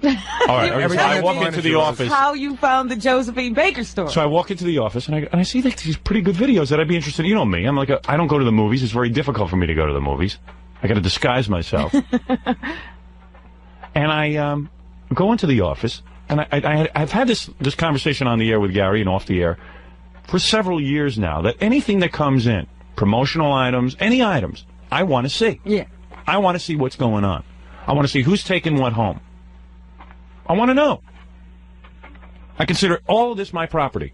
Sort of like being in jail. You want to go through all the mail. Right. I got you. Yeah. Like being in prison. Got a problem with it? No. Good. You want to read all the mail? But evidently you do have a problem. You want to read all the negative mail I get? And you want to read everything that I get, why don't I just open and give to you and then whatever you want? That's not the rules. Again, you're showing your stupidity. No, I'm not. What are the rules on this show? Everything you that's open the mine mail. is yours. Right. Now so you want all the mail that's addressed to me, open it? Right. Open it. If it's just boring stuff, I don't care. If it's death promotional. Threats, put it right through. Anything. No. Gary's promotional items. Bababooey pictures, you want to see everything. No. I told you 100 times. Am I going to explain this again? This is showing me you can't comprehend. I told you promotional items. Though. You know exactly what I'm talking about. Right. But you keep conveniently forgetting. Because you have this little squirrel-like attitude that this stuff, because it's got your name on it, it belongs to you. Has nothing to do with you. Most shows, they send it to the producer because that's the contact person. I'm not taking anything that you're not getting. So anyway, listen to this. So the video, we make this cool contact. The video guy's been trying to get to me for I like years. that. Yeah, it's really good. So the videos come in, and I see Gary's got a box of videos for himself. You know, 2. Fine. Not a box, fine. 2. You had 2 videos. 2 videos. I recall the first shipment that we got. No. You got a huge amount of videos. And did you get that same shipment? And did Robin get that same shipment?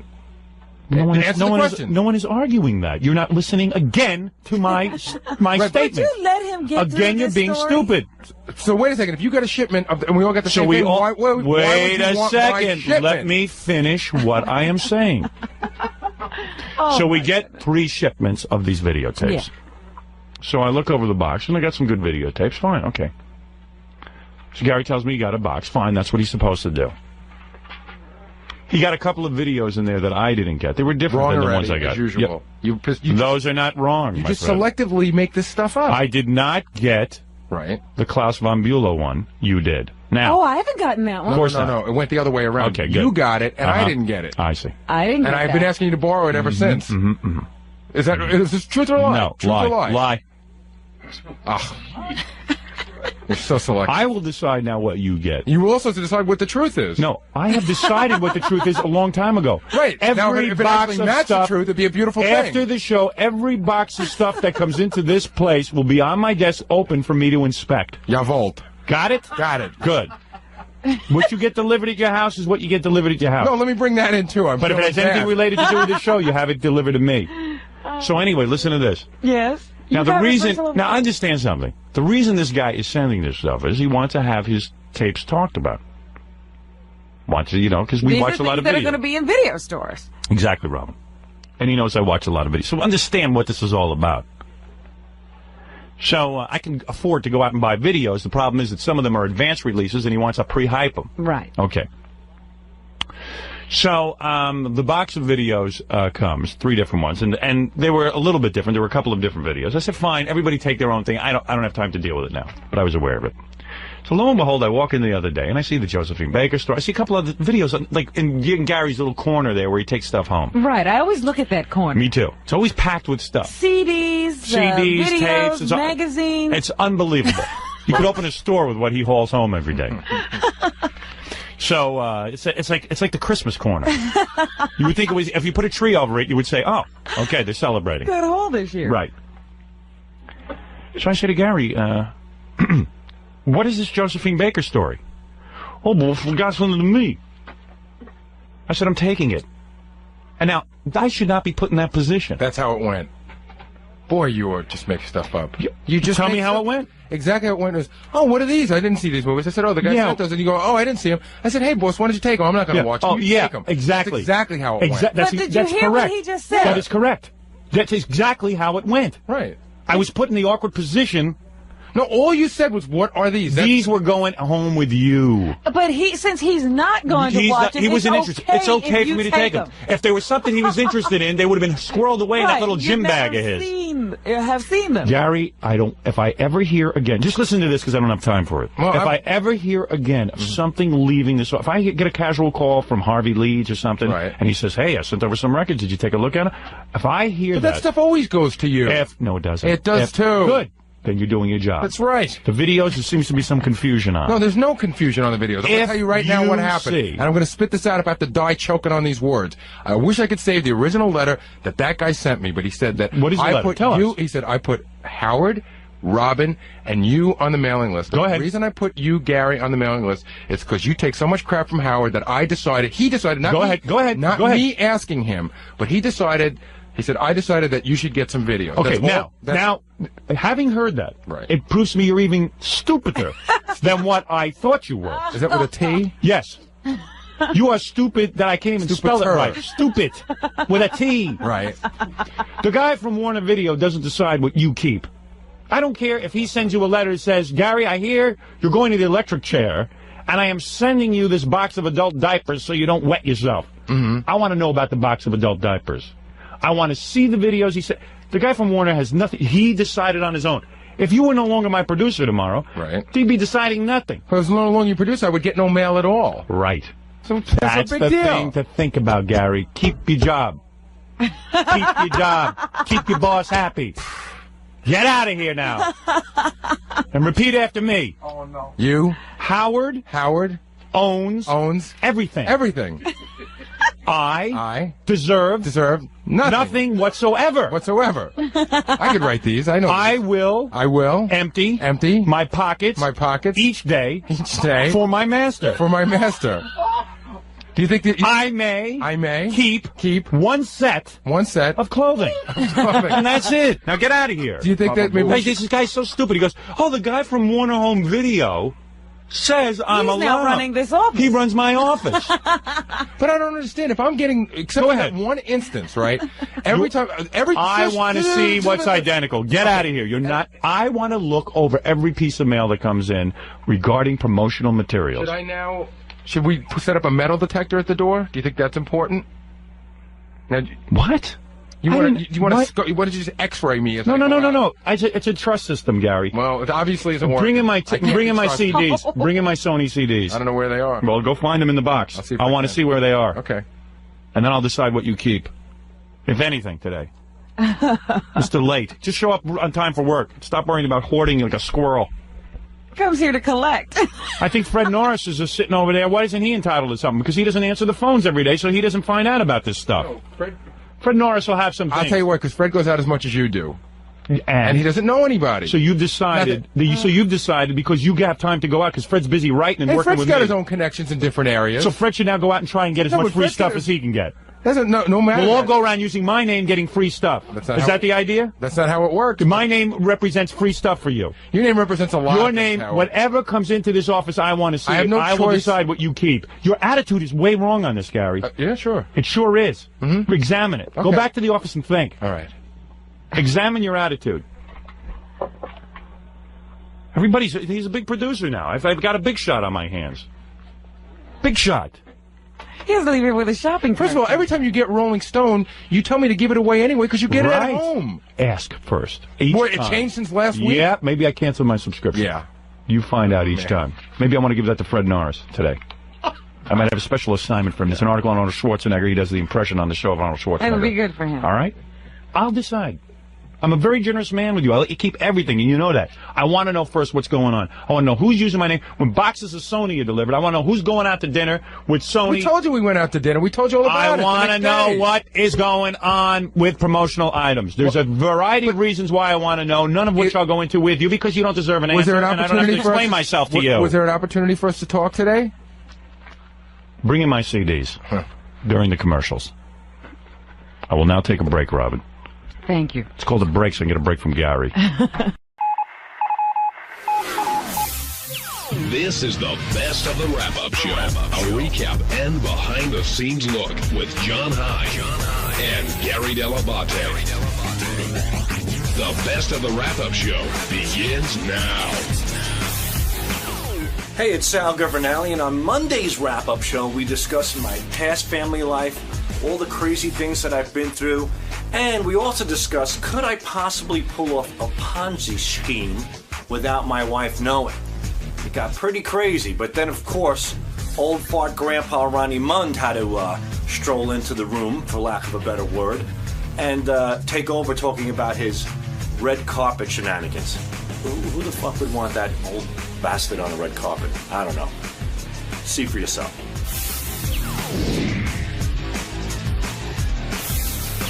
So, G-Man, Howard was talking today about, Robin, I think, brought up the Ruth Madoff story, and they both said that she was completely unaware of what was going on with her husband, Bernie Madoff, and I guess he brought you in to illustrate how sometimes a wife can be unaware of what's going on with the husband, meaning your mom, and what was going on with your dad. Right. Is it difficult for you to talk about those times when you're talking about how you were brought up and dealing with both families? When I was younger, it was really difficult. I didn't speak to anybody about it. It was more embarrassing that other people made me aware of my father's other lifestyle. But I find it weird even now. Like, where's your dad now? He's home now, but he's leaving. Well, he just came back from Sicily. But how long was he there? For about 6 months. And so what? But your mom's here, right? Right. So what is he doing in Sicily for 6 months? We don't ask. But no, really. He's working on shipping wine in, and he says it's actually coming here. I saw him yesterday. He said it's coming here, I think, on the 11th of November. He has a whole container of wine coming in. So he's getting involved in the wine distributorship business. Yeah, you gave me a bottle of wine 2 years ago. You go, my father's getting in the wine business. And that's the last I saw of it.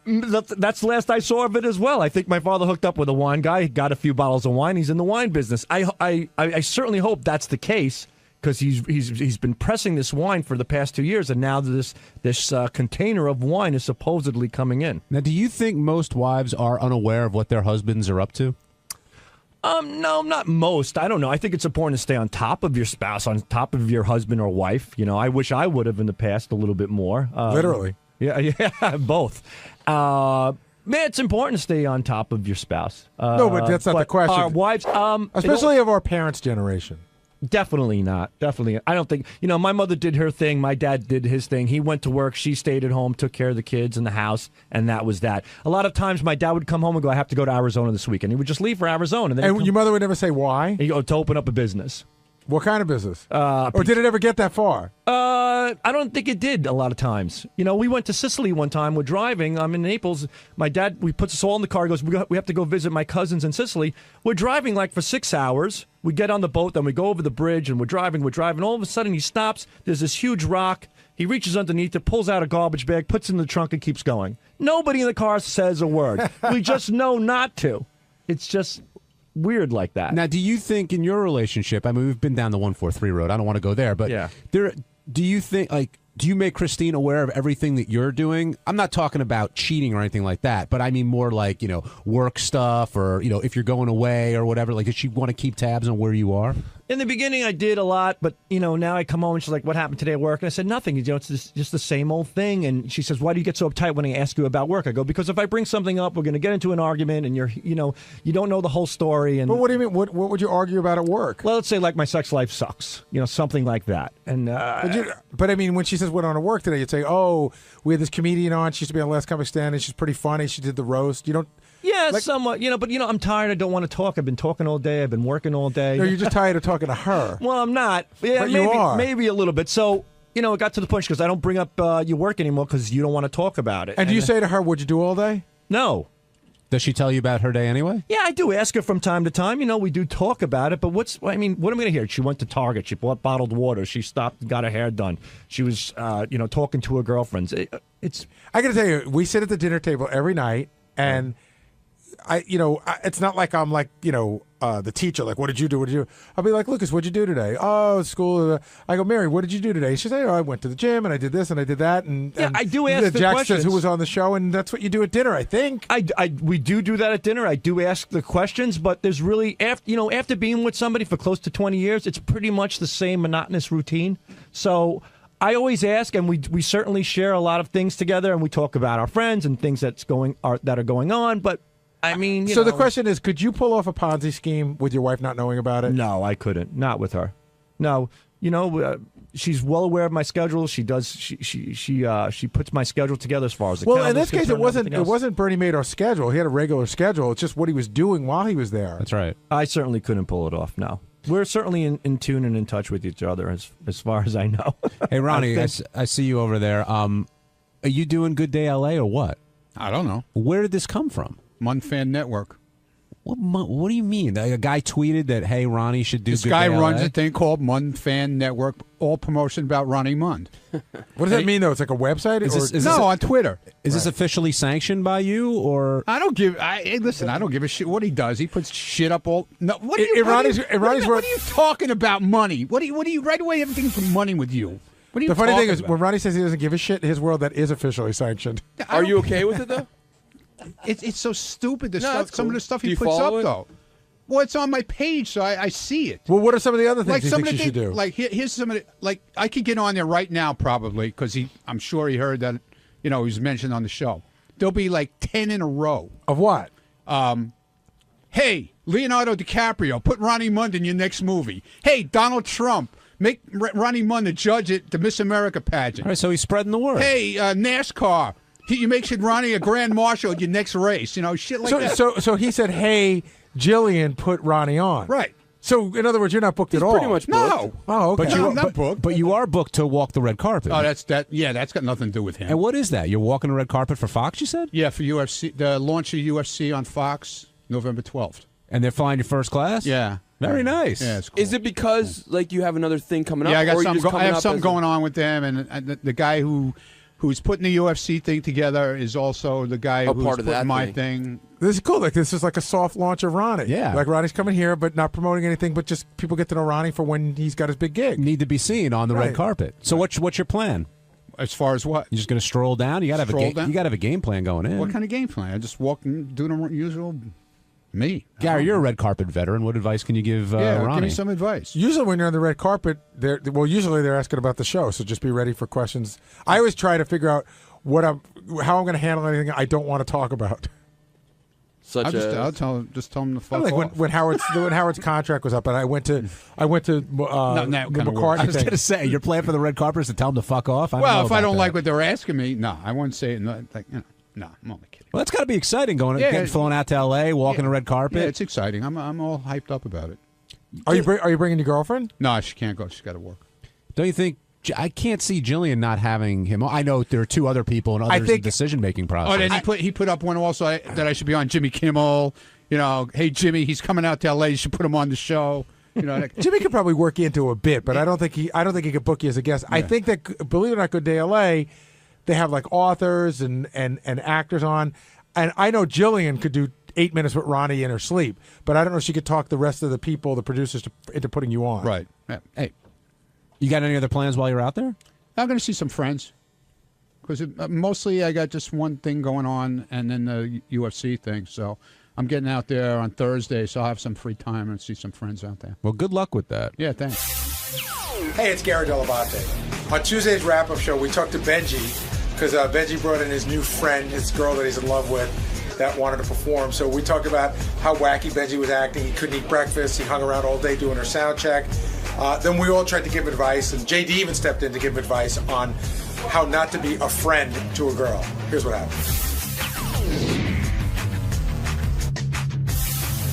We've got plenty to talk about. Elisa Jordana, we got to finally meet after a lot of hype from Benji, and there's very strong reaction. Some people feel that she's using him. Some people feel that Benji knows this and doesn't care, and everyone thinks he's holding out the banger, except Benji, who says that that's not necessarily the case. But, Gary, it's pretty obvious that that is the case, don't you think? He's just smitten. I mean, he doesn't see it, and we've all been in that position. But he's like, no. Even if she never sleeps with me, this is somebody I could be around with the rest of my life. But I think we all sort of know, in a year, she'll be gone. She'll be with the chick he brought to the Christmas party, wherever she ended up. Who was the greatest person ever and really a sweet girl, and we're gonna be friends forever. But will they remain friends? And I asked that because Marianne, who's been calling in all the time lately, his friend Marianne, they're still friends, and Benji's kind of went through this period with her. I like that Marianne calls in, by the way, because we get nothing out of Benji. So she tells us what's going on, and I love when book her in the cat suit. Yeah, well, not only that was funny too, but even like saying how Benji used to always talk to her, and Benji wanted to have sex with her, which of course we know because we're men. Now, and Will, maybe you should come down to talk about this, or Jason. How crazed was Benji leading up to this appearance? Oh, here's a good one. Doug comes to me, Doug Goodstein from TV, and he says, we order Benji's breakfast every morning. He's never missed breakfast ever. He didn't come in until after she was done to get his breakfast because he was too nervous to eat.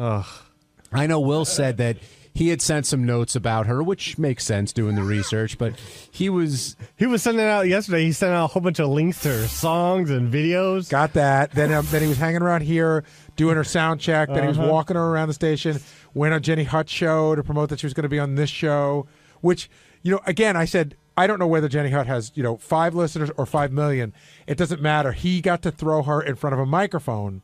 And that looks really important. Is the payoff going to be there, though, for him? He got her. He did all that. He got her on Howard's show. She got to play a couple of songs. The interview went well. Will he close? The thing is, I've been down this road a couple of times, and I'd say, mostly it doesn't work. But every once in a while, you get somebody on an off night, they're vulnerable and maybe had a little bit to drink, and they get to the sort of like, you're a good guy, maybe. You're saying a fuck of convenience? Well, they give it a try because they really do like you as a person, and then it's just ugly for everybody. It's just they realize they don't like you. Now they fucked you. How do they get out of your life? It's uncomfortable for all involved. Now, Will Murray, I saw you trying to research this guest yesterday, and Benji wouldn't leave your side, it seemed, like all afternoon. I know. Typical Benji. Typical Benji is the one time you actually want to talk to him, he's not here, right? Oh, I know. We're waiting for him. Yeah, he's just, he was a pain in the ass with the notes. He had to constantly look over my shoulder, make sure everything was explained the way he wanted it. He was very worried about how she'd be perceived on the show and actually how he would be perceived on the show. What do you mean by how he would be perceived? Well, the whole ambient story that she told a little bit today, he didn't want that to seem like he was some kind of like date raper. Yeah, which I think he is a little bit. So she was going out on the dates, and he was just tagging along, right, with the Ambien and then feeding her drugs before the date as well. And by the way, Robin brought this up. She said that was like what Nixon used to do. When Nixon met his wife, who wasn't his wife, he met her in college, and he was madly in love with her the way Benji is. And so he used to chauffeur her on her dates, like drive her to her dates, and just figured he'd hang around. Again, this is the whole Al Roker thing. But to me, the vision of Benji 3 tables away on her date is super creepy. Yeah, the whole thing was bizarre. Passing out, by the way. And her too. Yeah, because she'd been drugged. Again, I think we kind of flew past that. I know she's an adult and Benji didn't force anything on her, but the fact that he was recommending she take drugs either before her date or before her appearance on the show is so creepy. And who had the Ambien? Was it just lying around? Like, I don't know. To me, that was a fascinating part of the story. But clearly, they're both crazy, and that's why you can make fun of Benji all you want. But a girl that would let Benji sit 3 tables away while she's on the date is equally as crazy as Benji is for doing it. So I don't know what is going on over there. So you don't think she's just a happy, fun-loving spirit, and they connected, and they're Skyping, and there was nothing fun-loving that came off. I mean, she was great. Though I'm not putting her down. She was good on the show, and she was a performer. But no, she didn't come off like a happy, fun-loving person to me at all. Yeah, she doesn't seem like a traveling party. Yeah. She seemed kind of like a downer, to be honest.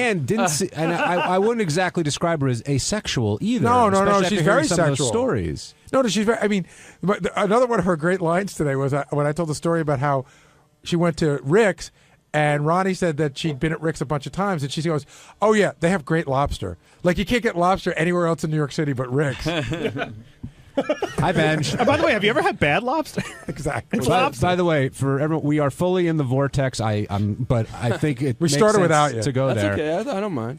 No How did you feel That's after? what he wants. So she finally came in. We all got to meet her. She got to perform. But I thought I heard you say you felt a little sad after this was all over today. Yeah, I go back and forth on it. You know, on like, because like I said on the show, sometimes it's just so much fun to be around her, and sometimes it does get a little sad. So you know, there was a lot going on. Plus, I was really tired. Like we didn't get a lot. But of sleep also, last night. I mean, to be a little mean, like you might have felt sad because you've now gone to the pinnacle of where she can use you. Meaning you. I mean, where do you go from here? No, I listen. It's been the same way for weeks, and you know. No, but this was sort of a build-up. I understand where Jason's coming. Like this was a big thing. Like this was the kind of thing where you'd hope after you get on, maybe even not today, maybe tonight. Yeah. She goes, "Wow, I don't have this doesn't get you laid." I don't have any fantasy of that happening now. I listen. I'm fat now. If I met a girl as heavy as me, but had as good-looking face as me, I would say, look, you got to lose weight. Do you think if you lost that weight, like you're saying, and you're in your ideal shape, do you think that would make a difference? Because it sounded to me like today, it's not going to happen with her. All right. Well, I actually tweeted this recently. The great thing about being fat is you always have hope.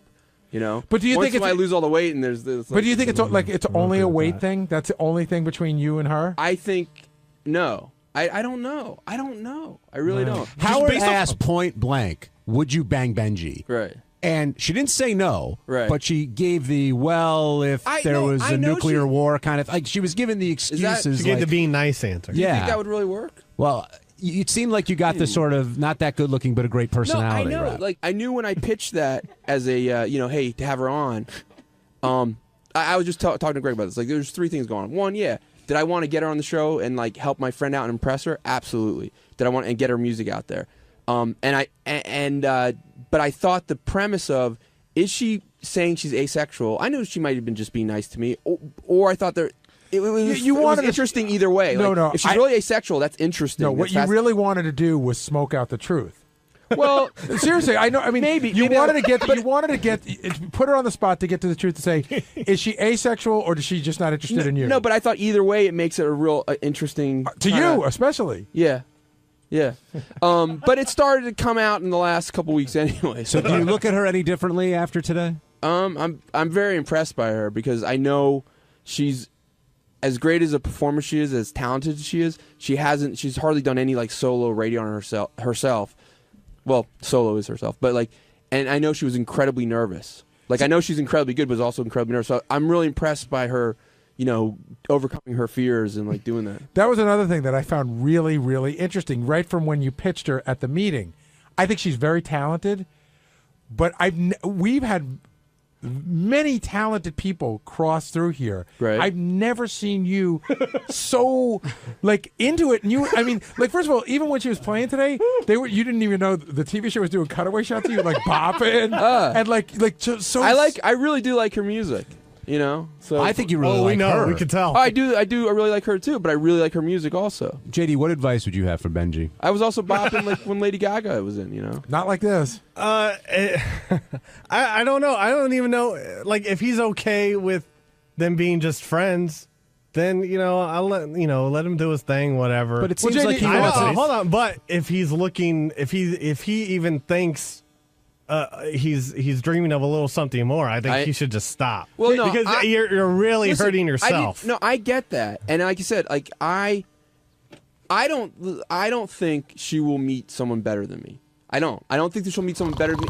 I had this conversation. with her during the break. I don't mean better than. I'm saying that will make her happy. She won't meet. She'll be happy. Like have better emotional. She won't meet somebody. But maybe I'm wrong. Then why isn't she saying, Benji? You know what? You're the love of my life. We should be together forever, always. Because I'll never find anything better. Because she's not at that point, and it might not happen. I agree that, and I might. Like I've said repeatedly, I might say, you know what? It does hurt me too much to see someone I really like this way, but.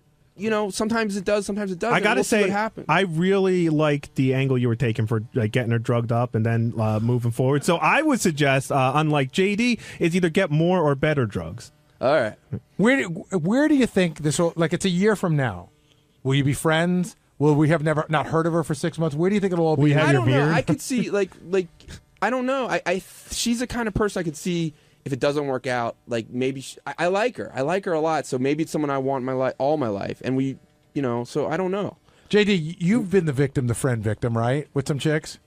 Yeah, like have you remained sort of recently? And you have to just. It took a little while, but you gotta have to cut the cord, but if people, because it'll kill you. But JD, like I went through some major anxiety over someone, and it's just like, ugh, it wasn't even worth it. But when people were telling you, you know what, it ain't gonna happen. It's time to move on. You wouldn't listen. Kinda. There were always the thoughts of maybe there's a chance, but then JD, first of all, I think every guy has gone through this, and I'm assuming you're talking about. I can't remember. It's over with Ash. No. It was somebody you else? don't even know. Okay, Ashley Madison. You know her? Yeah. Anyway, go ahead. I'm sorry. No, you were about to say something. But have you ever had this with somebody and remained friends with them? Not really. No. Once a girl isn't into me, attracted to me or whatever, it's hard. What are you laughing at? It's hard for me to be just friends with them. You know what I mean? Same here. It's not. Sometimes it is, and sometimes it's not. Aren't you worried about if something does happen romantically, it's going to destroy everything you've built? In terms What do you mean? Because you could be if we get together romantically. It's like a bad John Hughes movie, but you could be friends with them for a very long time. Then that moment happens. Then all of a sudden, it just didn't live up to expectations. That's possible. I mean, but I'm not looking for a guarantee. I was back there in the newsroom, John, and Al, who's editing up the news stories today for us, told me an interesting story that when Benji did the Hurricane show, where he was doing a 1 hour show during Hurricane Irene, I think, he had asked Al to upload 20 songs of this girl into Profit to play throughout the show. She was gonna be one of the people I interviewed. They said they couldn't get her on the phone.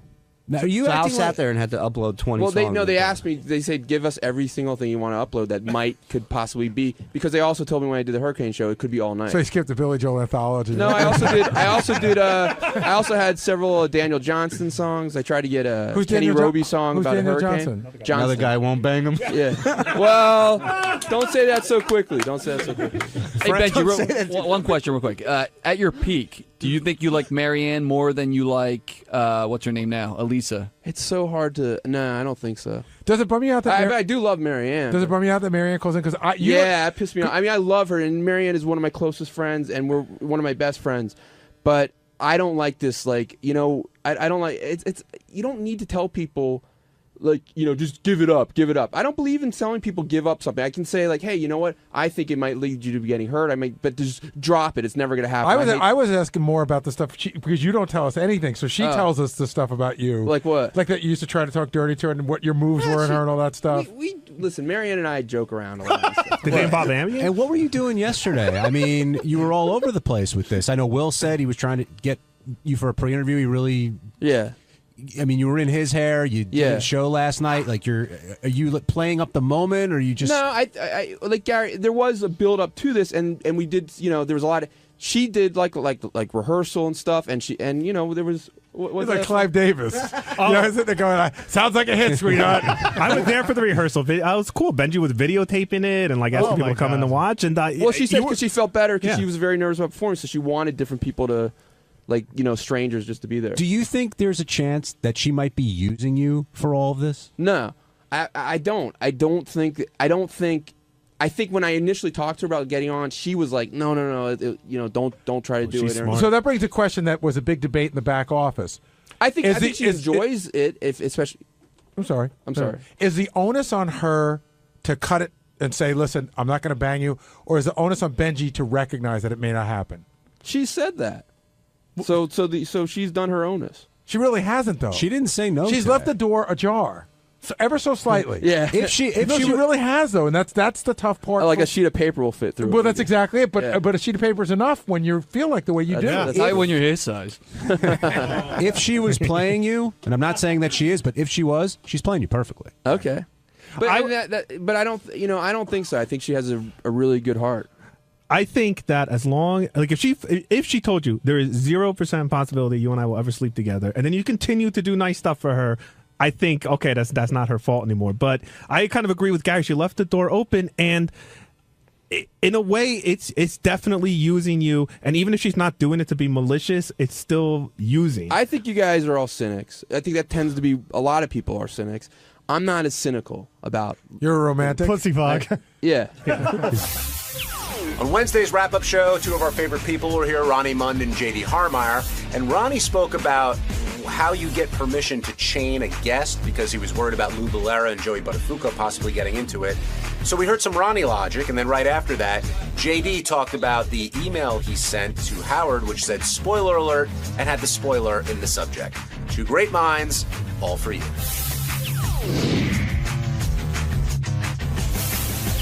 Ronnie, with Lou and Joey coming in, a lot of the they got along very well, but Gary, you should describe the setup because there was a whole, reconfiguration of the studio, and one was isolated, and a lot went into it. I'll talk about that, and then I'll talk about the conversation that Ronnie and I had yesterday, how it all led to this.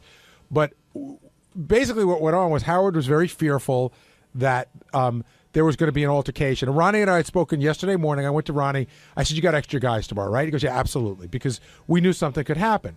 So I get a phone call from Ronnie at like 1. I guess Howard called me when I was down with Tim, and I tried to call Howard back. I couldn't get him. Ronnie called me. Howard's very nervous about what's going to go on. And then Ronnie said something about a ball and a chain, which I didn't understand, which in all fairness, Howard must have said to him. And in my mind, I'm thinking like, handcuffs and balls and chain. Like, we can't do that. Does Ronnie have a security or police type of voice or manner when he's talking, like when he's setting up these No. plans? We were just talking. Ronnie and I talk about this, like how you going to handle this, how you going to handle that. So Ronnie had informed me, because Howard had gone to the gym, and Ronnie said he called me. He's worried about tomorrow.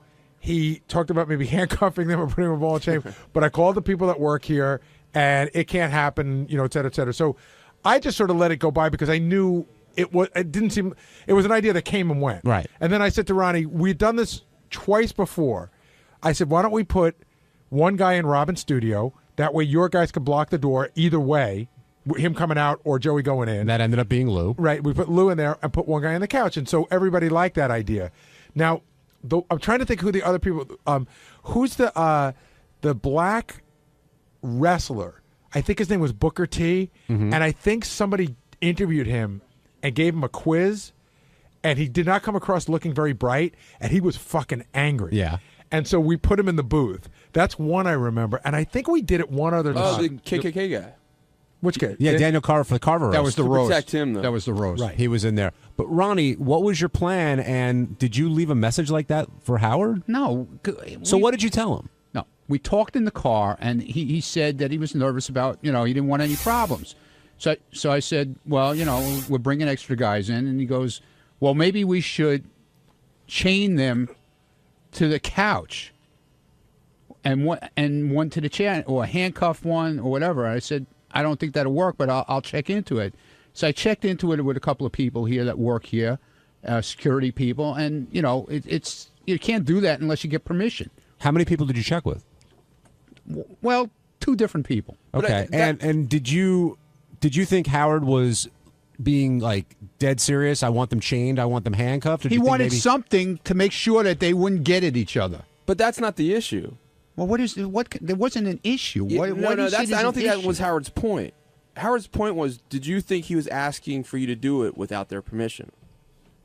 No, how can you do it without their permission? But you were saying we can't do it without their permission. Right. Well, that's what. So then we could have done it with their permission. Yeah, you could have, yeah. So then why would you say to Howard, we can't do it without their permission if you didn't think he was asking that? Benji. I actually know what he's saying.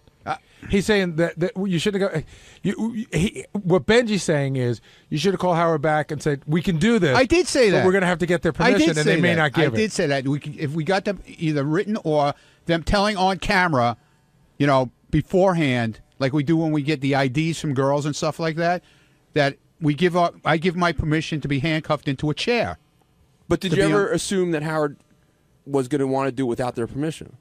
No. So normally you don't bring up something like that unless you think. Why wouldn't you bring it up? Why would you say also like? Why we is it so? We why can't do you force have feed to them. pick at everything? No, why I think it's interesting. What?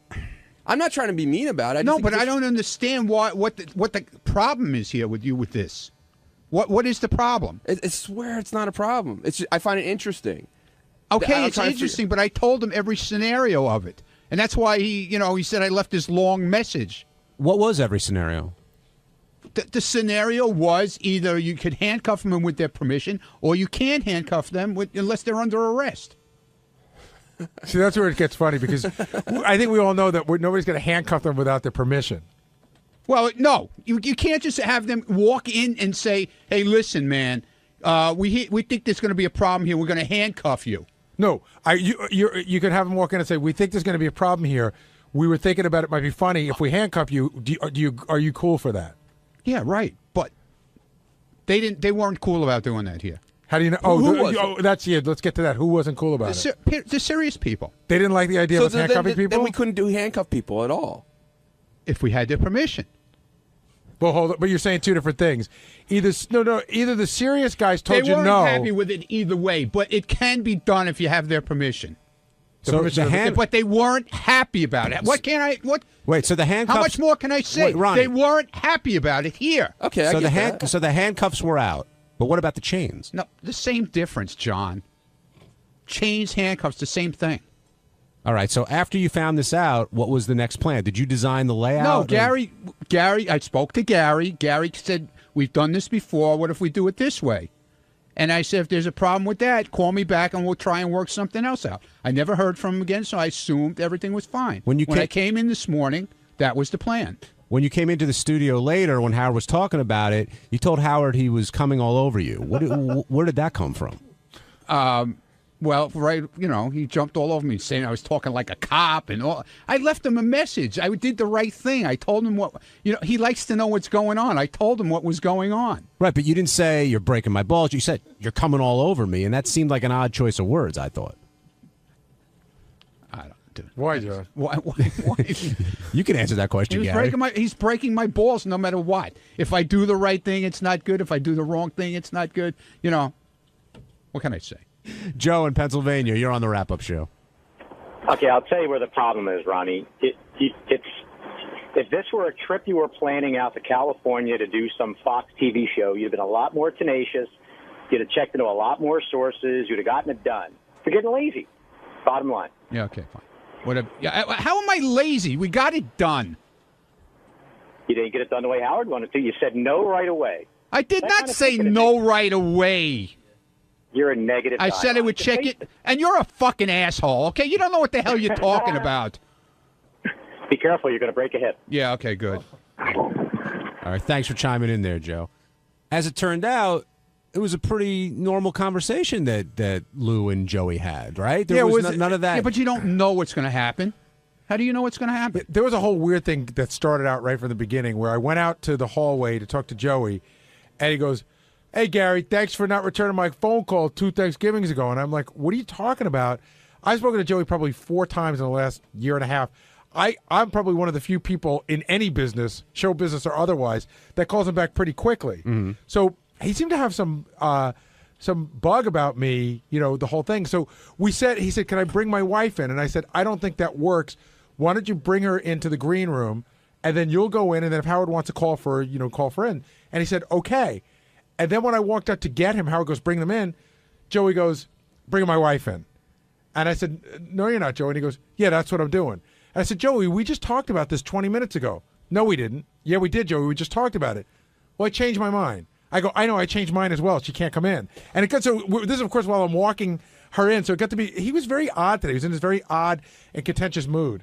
And then I guess I was the brunt. I didn't hear it, but I guess I was the brunt of Gary's keeping me off the show. Where you going, JD? JD, where you going? Why are you writing it on paper? Why don't you speak into the microphone? It was something that we already covered, actually. So what? It was a good point, though, JD made. Well, look, I won't say, Ronnie. I won't say. Speak up, man. I won't say it was JD because I didn't have this conversation with him. But some people said that when you went and said you're coming all over me, you were trying to create another catchphrase. No, I wasn't. Oh God, it was very odd, Ronnie. Yeah, it was very odd. Yeah, okay, like your catchphrase yesterday. My catchphrase yesterday. Oh, pussy fog. Well, you don't hear me using pussy fog, do you? You don't hear me using coming all over me. Yeah, either, you do did actually. I used it once today. That's it. Okay. That's right. All right. That's all we need is one. All right. Don't come in and write it on paper. Speak into I the microphone. didn't want to bring something That's why up. they call it the I wrap-up show. hadn't You been talk here. Hold on. I hadn't I know you can't talk good. I hadn't been listening, and I didn't want to bring something up that had already been discussed already. I was having respect for the show. What? Unlike you, Why? who just Since wants to when bring- do you? Since when do you have respect for the show? I have respect for everything I'm involved in. Good. Why did you email a spoiler alert to Howard that had the spoiler in the title? That is amusing.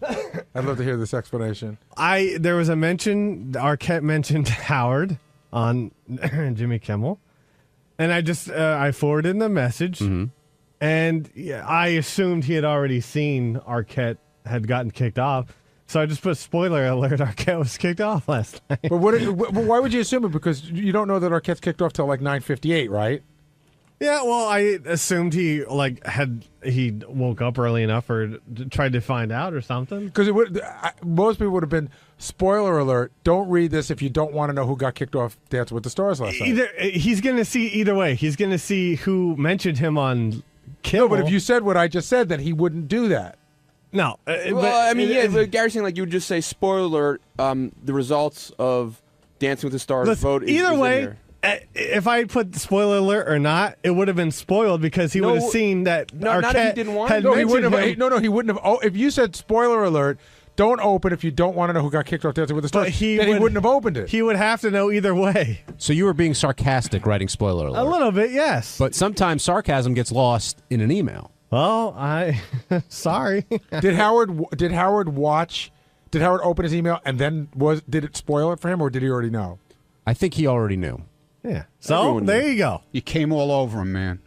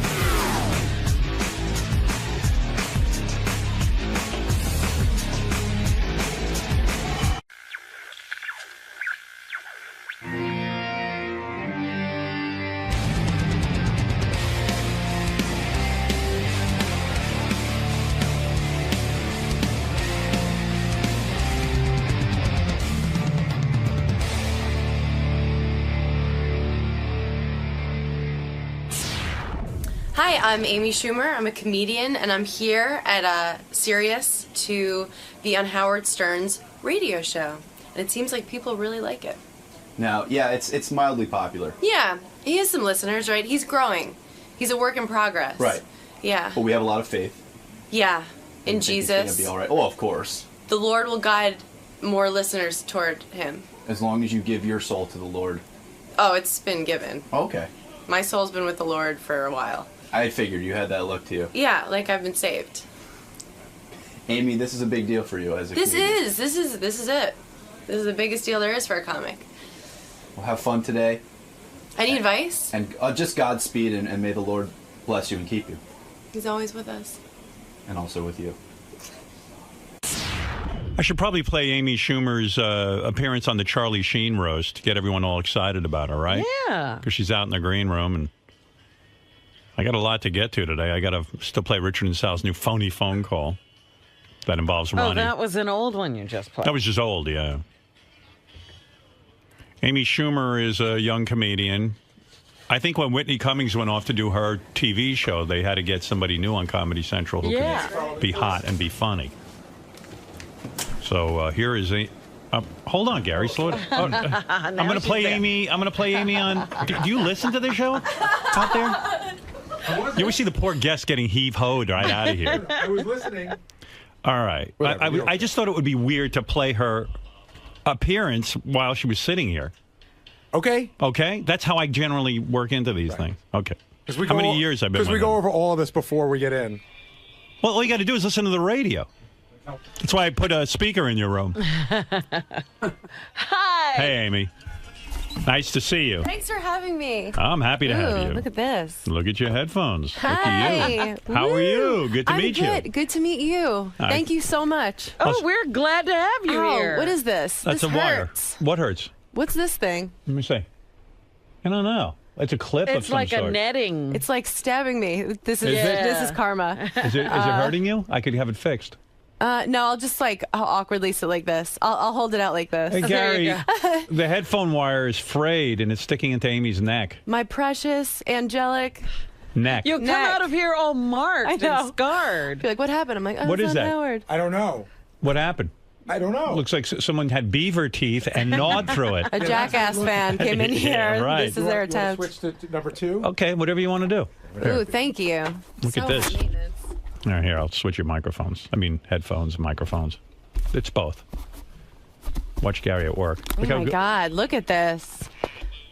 Thank That's you. better. Okay. How you Miracle feel now? worker. Feel I good? feel wonderful. Yeah, I feel good. Amy, so whenever I have a comedian in here and they do one of those roasts, I love to ask them about how awkward it is because when you sit there, It's dangerous. You got Mike Tyson you're goofing on. Yeah, and he was like so gentle, but you do have the feeling like, oh, you could murder me right now. I watched that roast and I thought, I don't think Mike Tyson understands. Like he should just quiet down. Like he was actually arguing with you. Like, are we going to take this? Like he's like starting a riot. I think some people don't ever watch a roast before Right. they do it, and so he thought it was like an urban like comedy situation where it was like good to participate, but it was like no, it was. He kept talking to me. That's why I had to. Did anyone calm him down during the commercials and explain, Mike, this is something where you just kind of Yeah, take Don it? King was there. Yeah. No, nobody. He was. No, Don everyone King's was there to explain it to him. Yeah, everyone was so worried. I think he was like the wild card that they were Right. like he could really blow it, but he did a great job. He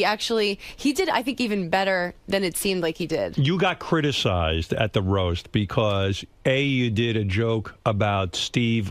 Steve-O, Steve-O right. was the guy who died, but I didn't think it was that offensive of a joke. It wasn't No. about that guy. It was more about Steve. It was about Steve. Yeah, no, I really like the Jackass guys in those movies. I totally just thought of it as another roast joke. That wasn't like. Was he angry with you afterward?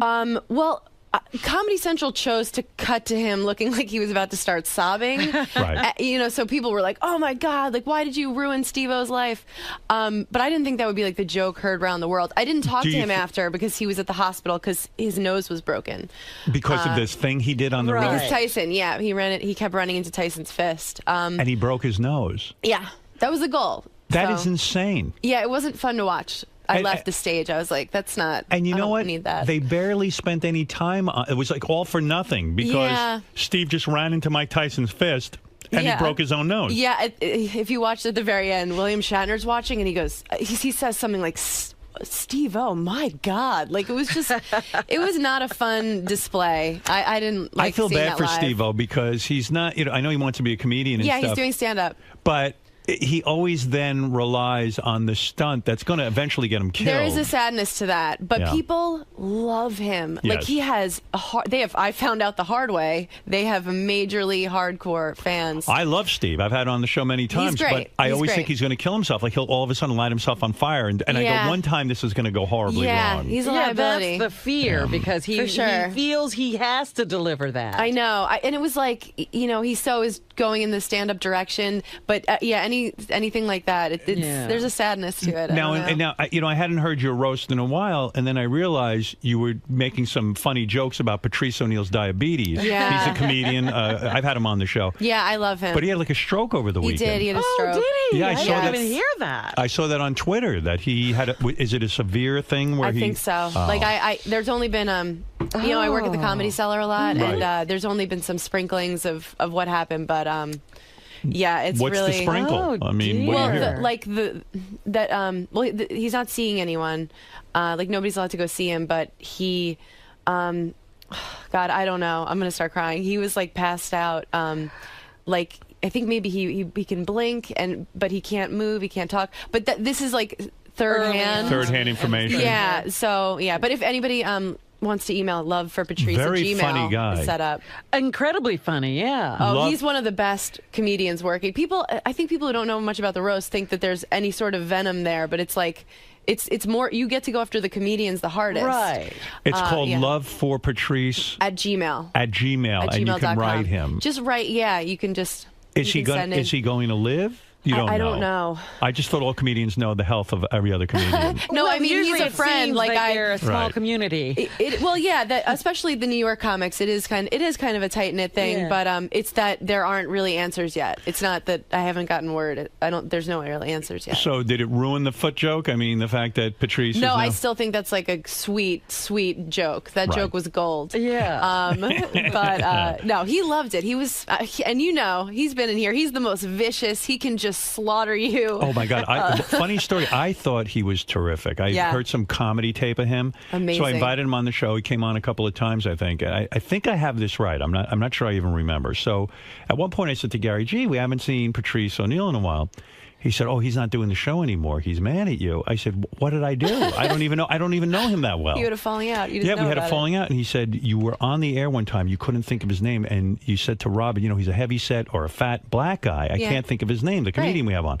So Robin said, "Oh, Patrice O'Neill," and he got angry with me that I didn't remember his name. Oh, Really? Because he still talks to me. I saw him outside. Did you? Not too long ago, and I said, "Hey, Patrice," and he was like, "Hey, Robin, how you doing?" Really? Oh, well. But yeah. I hadn't seen him in here, and I did wonder why we hadn't had him in. He's sensitive. He's a sensitive man. He holds a grudge. I said to Gary, I said, "Oh, that's such a shame." I said, I don't he was know always him. Funny. Yeah, he's great. His name was not on the tip of my tongue that day, but I was trying to describe to Robin who I was talking about. Yeah. But anyway. He should understand that sometimes I have to remind Howard of my name. Yeah. Well, yeah, right. Yeah, who are you? You were great on the roast, Robin. Oh, thank you. Did you have fun doing that? It was a lot of fun. Yeah, right? A lot of fun. But it's tough. It's like all your worst nightmares as a child in school coming true. Was that the first roast you ever did for Comedy Central? Yeah, I found out 2 weeks before that I was doing it. So are you the hot girl who now gets the Whitney? Are you going to take the Whitney slot? Do you get the I'll Whitney? take that slot for sure. You'll I'll take take Whitney's Lampanelli's slot. I'll take whoever's.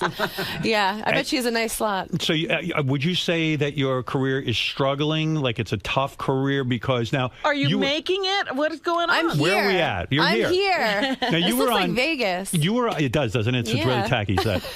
You were, but don't say that because the guys are very proud of it. No, it looks brand new. amazing. This is a dream come true. I always say to any of the comedians, were there jokes that you were going to do at the Charlie Sheen roast that got cut? Yes. There were. There were. Would you share those with us? Yes, I will. I'll share Okay. some. Let's see. And I don't remember why these were cut. Some of them, like Harvey Levin, backed out at the last second. He was supposed to do it. TMZ guy. TMZ guy. Okay. Yeah. And did you know he's gay? Yes. Yeah. Oh, okay. I didn't We've know had that him until on. I was. Oh, okay. Okay. He just talked about cock nonstop, and Yeah. you're like, oh, wait a minute. It dawned on me. The whole time. It actually dawned on me that he was gay when he talked about cock for 20 Is that minutes. what led you to believe that? That's right. I said, Harvey, you are one tiny little queer. The only box you'll ever come close to are the three you stand on to see over the ccubicles.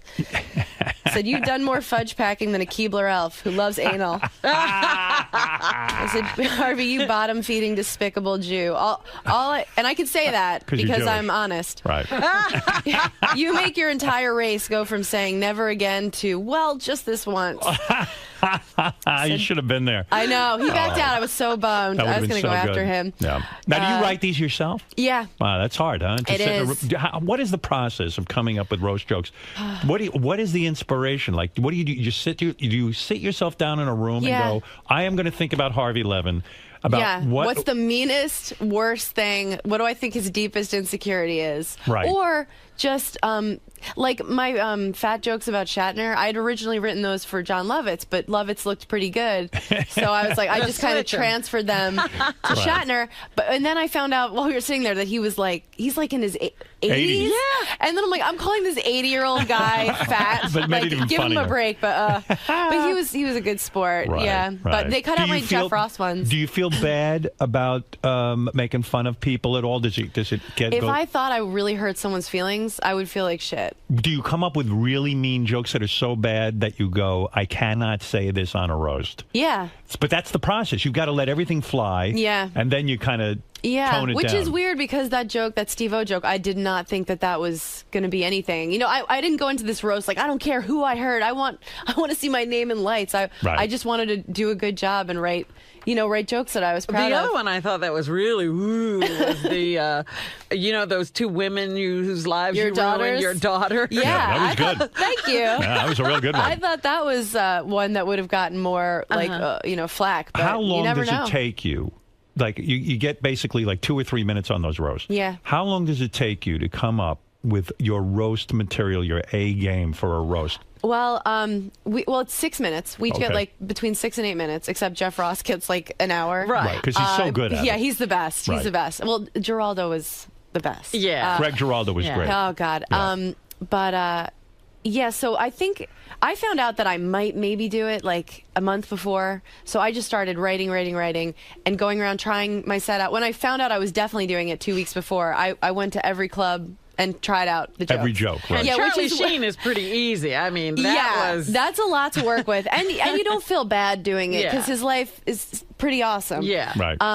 Yeah. You know, there's like not that much sadness to him, and I was glad he had us all over at his house the night before. Oh, really? At his manager's house, and he was just so cool. He just, I think, wanted to look us in the eye and make Right. sure we weren't like, we're gonna get you. That's kind of weird. I had no idea. Yeah, I didn't know that. What a preemptive strike. It was, well, I thought it was a great idea. It's just because But does that make you eliminate some of the jokes that the fact that you were at his Yeah, home? when Lovitz wasn't really fat, I eliminated those jokes. No, but I mean, did it make you eliminate any of your Charlie Sheen material because No. you were meeting him? Oh no, not at all. I would think maybe that would ruin it ahead of time. If I was Comedy Central, I'd be like, no one's getting together the night before. No, they liked it. I think they're going to make it a tradition. I see. Because it's like the way I felt about it was like we're all kind of we're all doing this show together. We're all making this show together. What do you mean they decided to call you like a month in advance and say maybe you'll be on? Well, they shoot for the stars. Like I think they put an offer out. They put out offers to like Johnny Depp. You Right. know, they hope someone's going through a bad phase.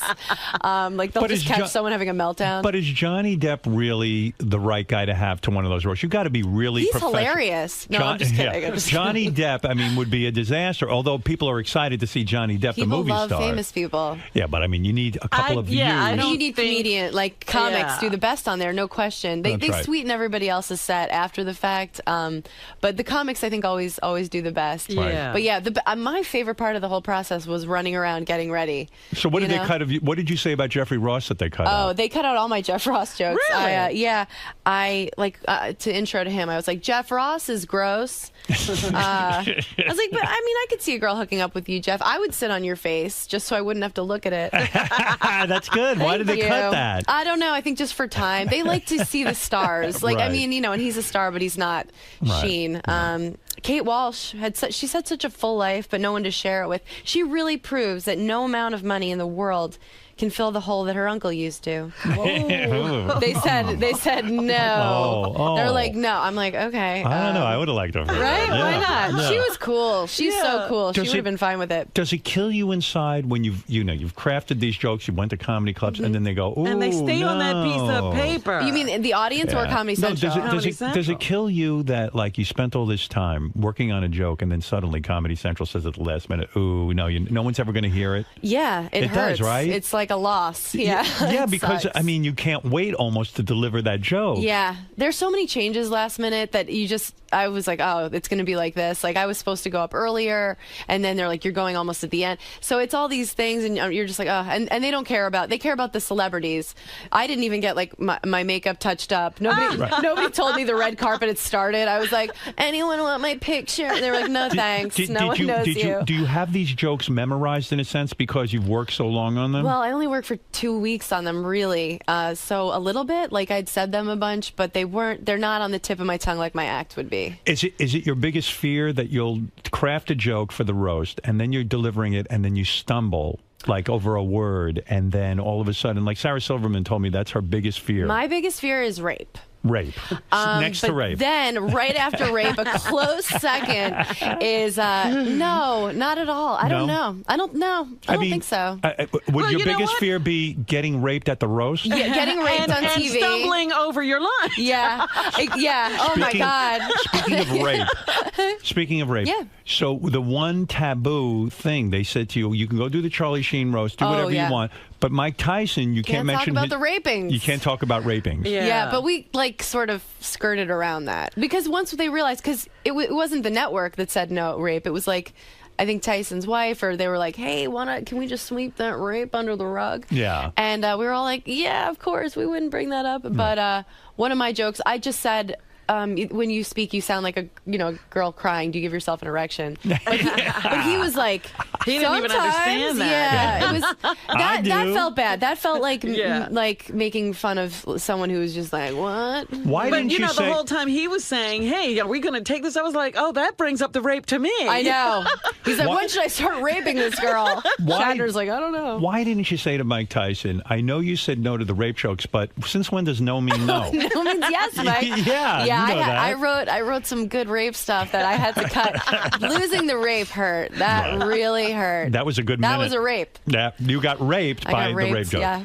So when you do these Comedy Central roasts, that brings you, like, I had never really heard of you, and you were on Last Comic Standing, and you came in 4th place. Yeah. And yet I never watched that show. No, me neither. Yeah, I didn't care about. I can't even believe it's still. Is it still on the air? I don't know. You don't even know. Sometimes I'd bring never it back seen it and before I did sometimes it. They don't. I don't think it was on this it has summer. launched no one. Right. You know how American Idol had Kelly Clarkson? There is no one that got famous off that show? No, not at all. Which was a great thing. I've been doing stand-up 3 years. I was like, who's from out of town? Like doing soft shoe, and luckily no one saw it. So I got to then, for a year after Last Comic, I went around and I headlined because, enough people watched it that you're a draw on the road. I really just got away with it. I'm surprised no one got their money back. And then I went back to opening for Attell and Norton and featuring and going on the road, and now I'm a headliner again. Yeah, right. Did you always feel that you wanted to be a stand-up comic? Was this something like was a burning desire? No, I'm looking to get out. I'm thinking about going to dental school. You want that sitcom? I don't know if I want that. I want to do work I'm proud of, like everybody, Right. But I love stand-up. Where'd you grow up? Rockville Center. Oh, whoa. Yeah, well, I know. A horrible place. It is a horrible place. I hated it. I did not fit A lot in. of funny people come out of Rockville Center. That's true. Attell's from there also. I always tell Robin, I thought it was very anti-Semitic. They have the archdiocese there. Yes. They called me, instead of Amy Schumer, they called me Amy Jumer. Oh, wow. I'm serious. And one day, it was like this summer day, and I was walking past this bodega, and that's a deli for. We don't know that. Yeah, right. I did Rosetta Stone, right. And these kids they're like start throwing pennies at me, and I didn't even know that was like I was confused because they looked really mad, but I was like, this is awesome, Hey, free money. Like the well-seen in Goonies. Money I was like, Hey, they like me. They really like me. Yeah, no, I dealt with total anti-Semitism in Rockville Center. They have that golf club and beach clubs where they're like, I'd have to change my last name so they didn't know I was Jewish. It's like the real deal. So how do you end up in stand-up comedy if you didn't fantasize about it? I was a problem child. Teacher's worst nightmare and class clown were like my little awards. Oh, really? Were you really a bad kid? Yeah, I had Saturday detention every single week. Really? Yeah, like Breakfast Club, Saturday What would you detention. do in school that was so bad? I was a huge wise ass. I would say the funniest thing I could think of. Like I just liked making myself laugh and making people uncomfortable. Right. I would always and I never saw the teachers as like these untouchable authorities. Wow. I'd be like, listen, Gil, I'm really bloated today. I can't be in your gym class. Yeah, I was like, I know that you go home and you black out and you call hookers. Like, do I have to pretend because you're wearing a suit that I should respect? I just couldn't. Wow, so you were disrespectful. Did you go to college? Yeah. Oh, you did? Yeah, no, I wasn't disrespectful to the teachers that like treated you like a human being. Right. But the people who like just have personality disorders who take it out on kids. I like justice. Are men really intimidated by you because That's you're? what I tell myself. No, seriously. Are they? Do you have a boyfriend? No, I'm you single. don't. You broke up recently? Yep. Were you dating the guy who was on the roast with you? Yeah, we were together for 2 years. Which guy? Oh, that guy? Anthony, yeah. He's great. The guy whose name you didn't know. Yeah, Right. like Vandersloot. Well, he has a rapey quality about him. I think that's why I was attracted to him.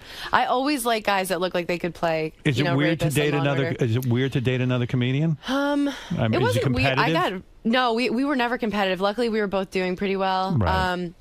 But Who's a better comedian, you or him?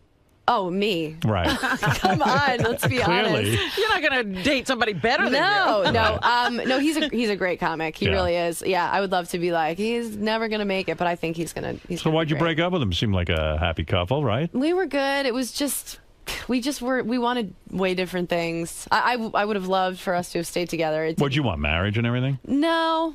No. What different things do you want? I already have a ring. The Nuva ring.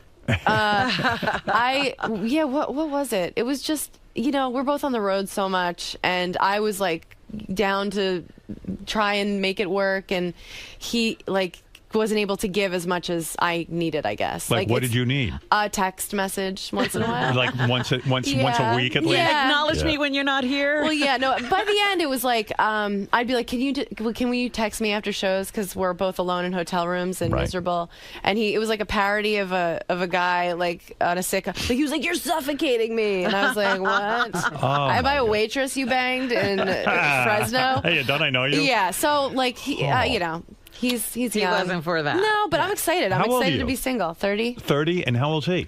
33, 32. Do you think he was banging other chicks on the side, maybe? Not that I know of. Right. I don't think so. But when a I've guy seen doesn't- girls, girls want him. They throw them in front of me. But when a guy doesn't text you, like he's on the road, you're on the road, and he doesn't text you for like 2 days. Right. I mean, I wasn't even worried about that. Wow. Seriously, that's not why because it doesn't matter. I was like, I wasn't like, go cheat on me. I wasn't like, demi moi. I was like, I hope you don't cheat on me.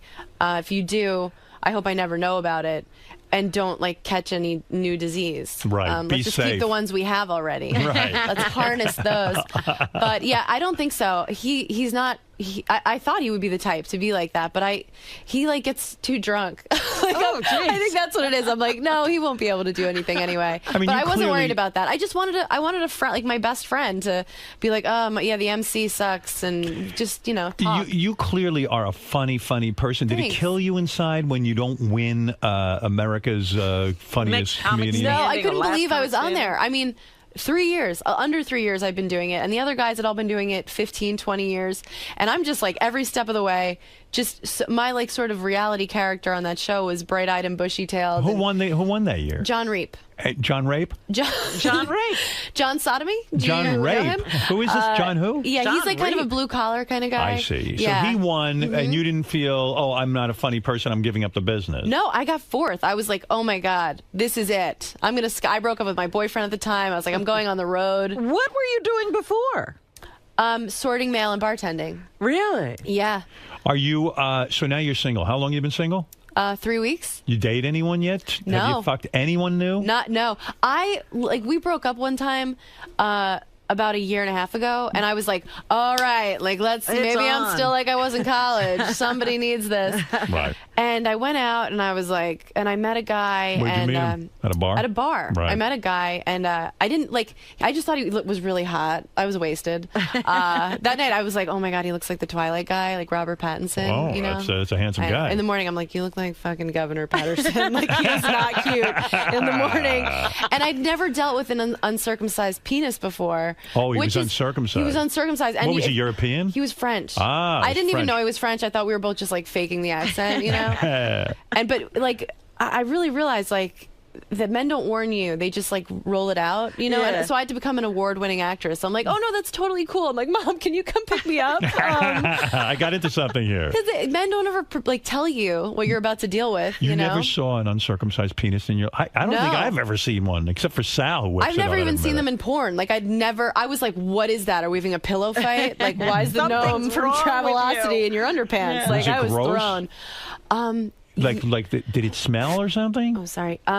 Yeah. It did. It was gross. So did you blow him?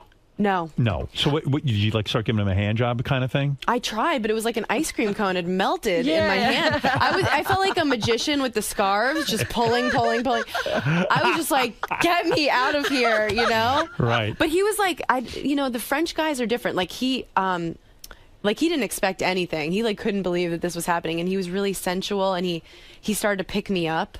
You know, like when we're kissing, and then I think you realized that he was in over his head. I kind of got planted back down. I'm like trying to feel sexy, and he's like winded from trying to hoist me. But we were like, he gave up like immediately because he's French. Right. And we know how they are. You know how that goes. Right. But I left in the middle. I really did. Yeah, but it wasn't because of like I was like, all right, like it's your penis is making me ill, the thought of it. But like this little gnome, but it was. Was it a big penis? It was fine. It was totally acceptable. And so you pulled back and you saw like there was a whole different vibe to it. I threw the skin over my shoulder like a team player. And so then he put it inside of you. He put on a condom. He put it inside me, and then we had to stop after like a second. Why? Because something was wrong with the condom, and he was fixing it, and I was looking at him, and he was like, "Well, don't look at me," but he was like, "Well, don't," and I was like, "Ew," and I was like, "You know what? I'm sad all of a sudden. I miss my boyfriend. I'm gonna leave," which you can do as a girl. Yeah. Like if a guy's like, "You know what?" You're like, I mean, that's so. Do you ever feel as a girl like sometimes you have to say to the guy, "Okay, he was in me already. I should let him finish. So let him fuck me a little bit longer. I mean, we went this far." I felt no responsibility to Good for you. for this guy to achieve orgasm. You're very healthy. When I was younger, I was, but I had a guy. I met a guy in Montana when I was like 19, and I was like, oh, he was so hot there. He was like a mountain climber. Montana hot. Montana. Muscular. He came and visited me in New York. Doesn't translate. It's like when you get that moo when you go to Hawaii. Yeah, you you're can't like, wear it when you come cannot home. rock it when you're back at home. Yeah, so I learned that the hard way. But I was like 19, and he flew all the way here. So I got myself drunk enough to sleep with him. Yeah. I was like, oh, he flew so far. But now I'm older. I'm like, you can always get out of fucking someone. What is unless it that it's Tyson. What is it that it doesn't work? I mean, it's kind of like yeah, he's out of his environment. Yeah. He's hot there. He doesn't fit in with my friends. That kind of thing. Well, it was more than that. He was like pointing out gay people. Oh, I see. And he was. Hey, there's a gay. Oh, this is really New York. Yeah. You know, when you're in the mountains and all you're seeing is the sky, and he was like in a Dave Matthews cover band. I was 19, okay? I'm 19 years old. And but in retrospect, like he was such a dirtbag. Like he just wanted to. Hey, wait a second. Here's the French guy who fucked you. We just found him. Oh, my God. Oh, he's on the boat. What was it like when you were? What were you like? Did you enjoy having sex with Amy? Oh, my God. It would have been nice to have a little sex with her. You were having sex with her. I was trying to have sex with her. Yeah, so instead of like flirting my Borat. foreskin over her shoulder. This is not sounding French. Condom. Oh, I don't know. The condom was grossed out too. Was your foreskin? Pretend it was upholstery. Use your imagination. You're a comedian. Oh my God, flawless French accent. Thank you. That's Wow. I trained him myself. You're a dialect coach. I That's had right. no idea. So you were a bad kid Yeah. who got in trouble at school, and then you make the switch to become a comedian somehow. Yeah. First time you get on stage, a disaster, I imagine. Where do you go to become a comedian? I went to Gotham Comedy Club. Yeah. It used to be on a different street. It was like small, and I just walked by. I'd done theater, like I majored in theater, Right. so I didn't have to get over stage fright. But I Where'd you go to college? Towson University. Where the hell? outside Baltimore. Maryland. Mhm. Yeah. Maryland. Yeah. I Acting center of the world. Oh God! Yes. Everybody that comes out school of has Towson. churned out every I think great Meryl artist. Streep, Jack Nicholson, Right. Marlon They don't Brando. I think talk about Brando. it. He'll They come don't back, talk about it, have but a they couple all master went there. classes. Yeah. So you went there. Charles Dutton, guys. Anybody? Oh, boy. Rock. And then you got up on stage. Yeah, I tried it And you killed, I bet, the first time. the first time. Yeah. Did you have material when you got up on stage? I walked past Gotham and it said, if you bring 4 people, you can get on stage. So I called, I'm from not far away, so I called people. They came in, and I wrote horrible jokes and delivered them like I was Seinfeld. Yeah. What was the first joke that you ever told? Do you know? Yes. What is it? Oh God, it was about when you're on the bus in the city. They have these things that go across town, you guys, that carry people, buses. You'll never have to worry about it. But yeah, I heard when you're on the bus, if you feel it like deflate, the tire deflate, it means like a person's getting on that's all jacked up. And it's like some woman like who comes on and her like there's like things living in her legs. I talked about that, and I talked about skywriting and how skywriting annoyed me because it always faded. And I had like a little arc to the set because I was like, so this summer if you're going to propose to somebody, guys, it was like it was horrible. Was your delivery all wrong? Was it just like... I had like some sense of timing, but Right. I have a tape of it, and it's the most. I would rather watch my parents have sex than watch myself do that again. Did your family say to you, "Listen, you're destroying your life. This is ridiculous. No. You don't know what you're doing. You're My getting." mom was like, "When are you headlining the Apollo? You Wow. are." She inflated my sense of self my whole life. Like I thought I was a model. Like Right. then you get old enough, the kids start getting mean. But Right. I walked in the first day of middle school, and I was like, "Who wants it?" You know. Because she convinced you were the best looking girl ever. She convinced me. She was like, "You're an angel. You sparkle." You know. And I was like, "Look what you made." Oh, So I is thought that it was bad amazing. parenting? Can some parents go overboard in inflating their kids so that they're not prepared for the world? Well, I feel like I'm glad she did that. Yeah. There's nothing that can prepare you for I mean, kids are so mean. Like they were so mean. So you're gonna, find reality sooner Right, or it's later. there. But was yeah. your mom in shock whenever you did something bad because she was so convinced you were an angel? Yeah. She would be like you. When I was in 6th grade, I bit a girl.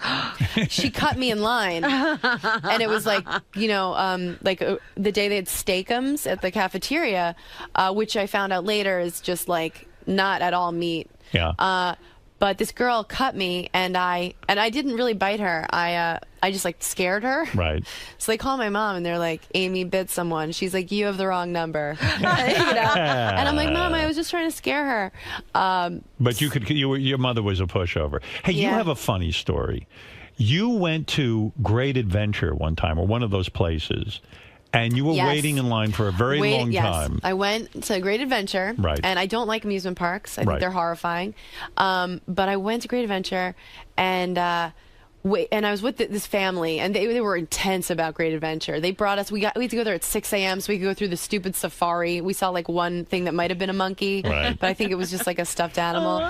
It was like a pigeon wearing ears, and then we waited for the scream machine. And there's a special line where you can wait to sit in the front seat because that's the best seat because you look like you're going to die. Right. So we wait for hours, and then it's our turn to sit in the front. And who gets to cut the whole line and take our seat? Robin. Robin cut us Robin on the scream Quivers. machine. Robin Quivers. You cut us. Yeah, What you kind of a evidently- human being? And we're all going, Robin. We've been Did she waiting. get booed? No, everyone was really excited to see her. She knew everyone loves her. She smiles, and everyone. Great Adventure was a sponsor of ours. I remember this. And because if you were a VIP, so to Yeah. speak, you got to cut in Well, front they of the had line. somebody bring me around Yeah. to every ride. Right. So, you don't It really... was way more exciting to see you than it was. No one was pissed. Everyone was like, Well, it's funny because they were a sponsor of ours. So Gary gets told, hey, you can go to Great Adventure. You'll be able to cut in line. Yeah. He brings his wife, his 2 kids. They go. He cuts right in the line. He said he got booed so badly. And people started taunting him in front of and his children and everything In front of his children. well, in front of his, they were taunting the kids too because you know what, people had waited in line a really long time, Right. And all of a sudden, look who's here, Look Gary. who's here. Money bags, Yeah, Philly. money. no. Well, he doesn't have that He said smile. it was He doesn't so have Robin's. bad. You know what it was? It was. I realize now, especially hearing Amy's story. Yeah. Like the woman who brought us around, she said, "Oh, I had Chris Rock last week and everything." So I figure if you're going to get cut, you expect Chris Rock to walk Yeah. up. You see Yeah. me, The Bababooey. like what the fuck? What a disappointment. Yeah. So you were. I was reading notes on you. You were Yeah. a really bad person because you used to shoplift. You'd get into big trouble. Wow. God, did I say that in my interview? Yes, yeah, yeah. I got arrested a couple times. She got arrested a couple You're times. Lucky not to be in prison. That What is is correct. this? That is Every correct. kid goes through a shoplifting stage. I Not went, like me. But did you? I mean, every kid doesn't get caught. Yeah, well, I was, it was grand larceny. You shoplifted? Oh my God! All of my friends. My mother did not like my friends. Now I realize why. They are bad friends. They would say we're going to go to Roosevelt Field and we're going to have a shoplifting spree. And I would be in such a nervous panic. I go, well, I want to go along with the group. I Yeah. want to be a part of this. And they were all terrific at it. I had a friend who could hide whole record albums. There was no CDs. There was record albums underneath his coat. Oh, my God. Another friend would go into like a Barnes & Noble type bookstore and steal every book, hardcover, Yeah. softcover, everything. And it was sort of like a competition. So they bring me along. I'm sweating bullets. I don't want to steal anything. I have this. I'd never stolen anything in my life. Yeah. I walk into Macy's. And I saw tie tacks. Now, I don't wear ties. I'm a little kid. What are you going to do with What that? do you need a tie? But I wanted to steal something so I could be in with Like, the look, crowd. guys, yeah. And so I swiped a tie tack. I stuck it in my pocket. I was shitting in my pants. I came out with this tie tack like I had just won the lottery. Right. I remember bringing it home and feeling horribly. But the thing that saved me was I brought my cousin with me, and they wanted him to shoplift, and I felt in charge of him. And I said, we're going home. I don't want anything bad. I went home. Thank God. All my friends got caught by and they brought the police in. They were involved in everything. But these guys couldn't They were really, trailing them. I don't know what happened, but Oh. somebody got caught in the store, and then that was it, and then it was all over for them. What was Did your you story? you got caught? I got caught. Well, the first time I got arrested, I was out. I think it was like a junior Olympic. Like I played volleyball, Right. and we were in San Jose, and it was something. My mom was the chaperone of this tournament, and we were going around, and I was just like stealing whatever, like candles, shot glasses, nothing like Right. that I would All ever use. junk that you'll never need. Garbage, and I didn't get caught. The other girls got caught, and they said if anyone else did, fess up. And I'm like, we're a team, right, guys? Okay. I'm like, let's all tell them. I'm like, I did it. Now you guys go. And they're all like, oh, yeah, you're that's all you. kidding. Yeah. So I got in trouble. I got benched the whole tournament, knee pads around the ankles. My mom is just the chaperone, just staring at me. I think she still thought she probably didn't do it. Somebody probably planted something on her. But then the time I got arrested, bad. I want to tell you I was like 14, but Right. it was I was like 21. I was like 20 years old. Oh, really? Yeah, it was. Oh. I was at Bloomingdale's and with my. Did you have a problem? Do you think you're a kleptomaniac? Yeah, You yeah. are. I had been shoplifting for a long time. So some people actually have like a problem. Like they like you're not taking can't go stuff. into a store without it. You're not taking stuff you need necessarily. It's just the idea, the thrill of it. Yeah, no, I mean, isn't it sad? Like, I'll read some police blotter when I'm in some city, and it's all like, this 90-year-old woman was stealing milk to feed her grandson. I'm like, I already have that pinstripe pantsuit, but why don't I get another one?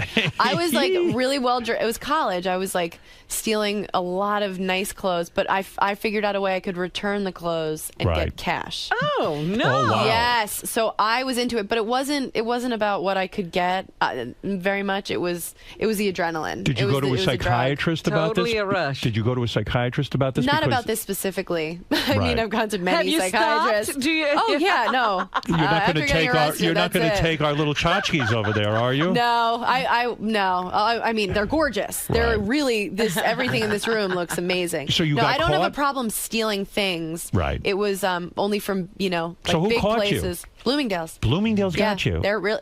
Beware, they're really tough. And they took you down and they arrested you and the whole yeah, thing. and Wow. it was with my cousin who is Senator Chuck Schumer.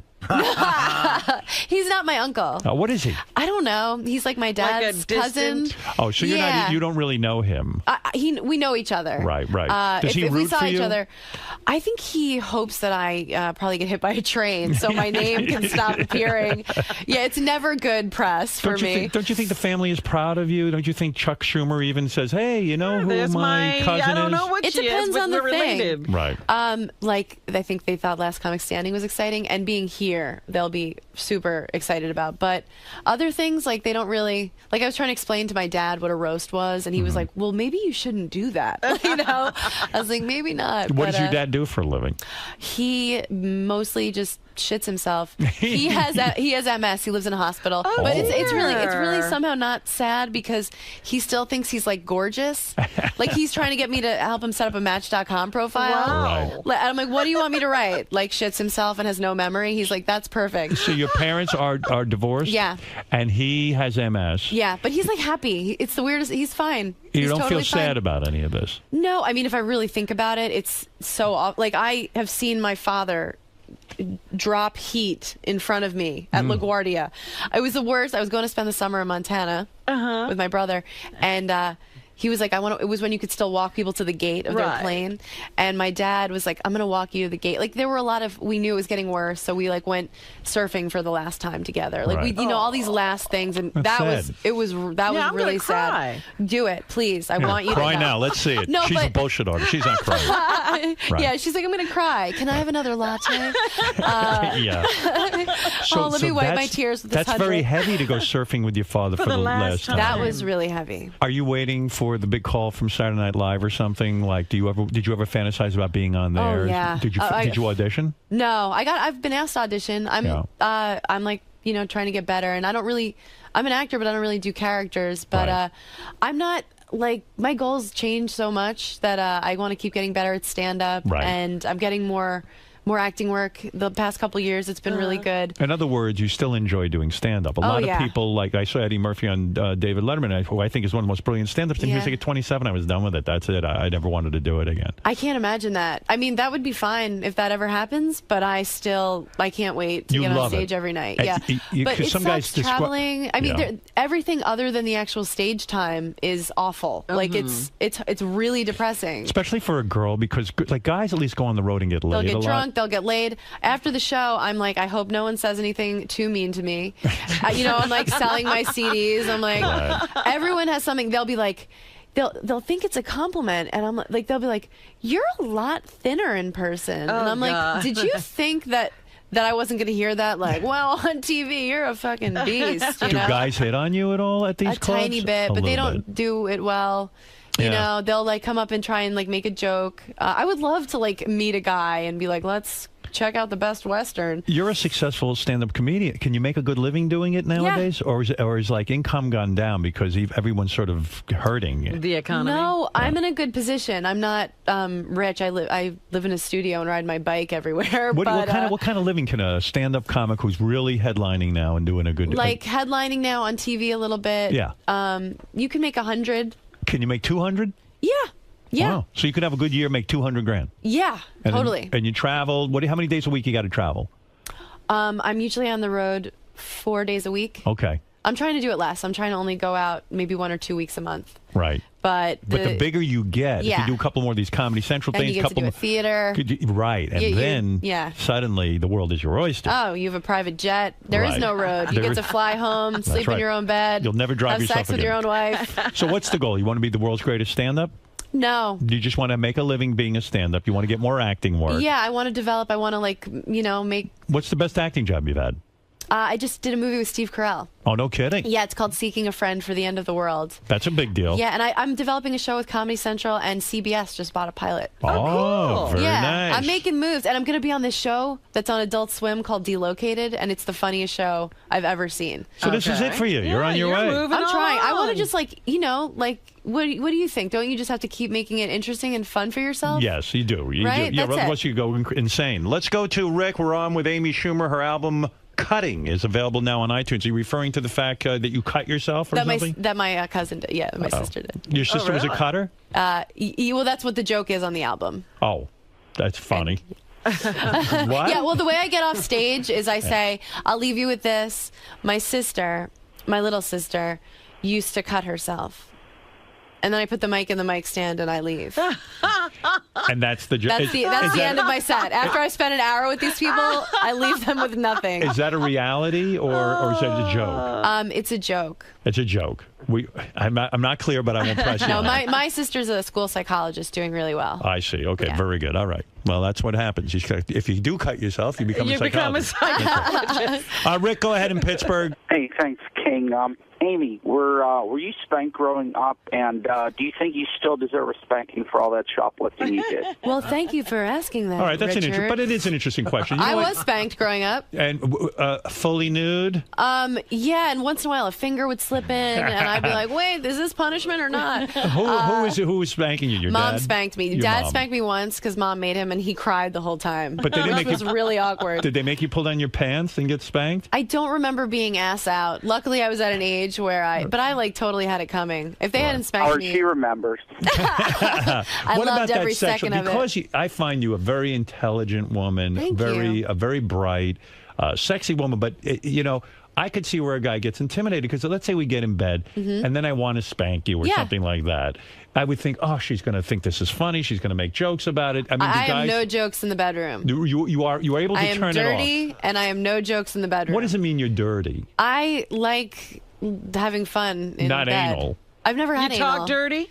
Yeah. Oh, you do? I like being talked to. I like talking. But I dated a guy. Yeah. The last guy I dated, he needed, like, the sex got really weird really fast. Which I guess it has to, because if you don't enter that stuff in early, like, after 5 years and you're like, it's hard to put when it you in, wear this rice patty hat, you'll be like, where's this coming from? But, so it got to a place where he wanted to watch me watch porn every time, and he needed me to talk constantly about things I'd done. Oh. So at a certain point, like, I ran out of shit. Like, I started lying, and then he because started... you're not that sexually experienced. I mean, there's only so many experiences. There's only so much I've done. Yeah. And then, so I'm, like, making up stories, and then he started, like, fact-checking. He'd be like, wait, you said... I'm like, fuck you. I haven't had a new story for, like, a year. Right. It was exhausting. Tell me the time that girl came on to you. Yeah. And I'm like, do you really think any of this happened? It's like whenever I start dating a guy, I always pretend like maybe I'm like, I don't know, I've thought about a threesome, but...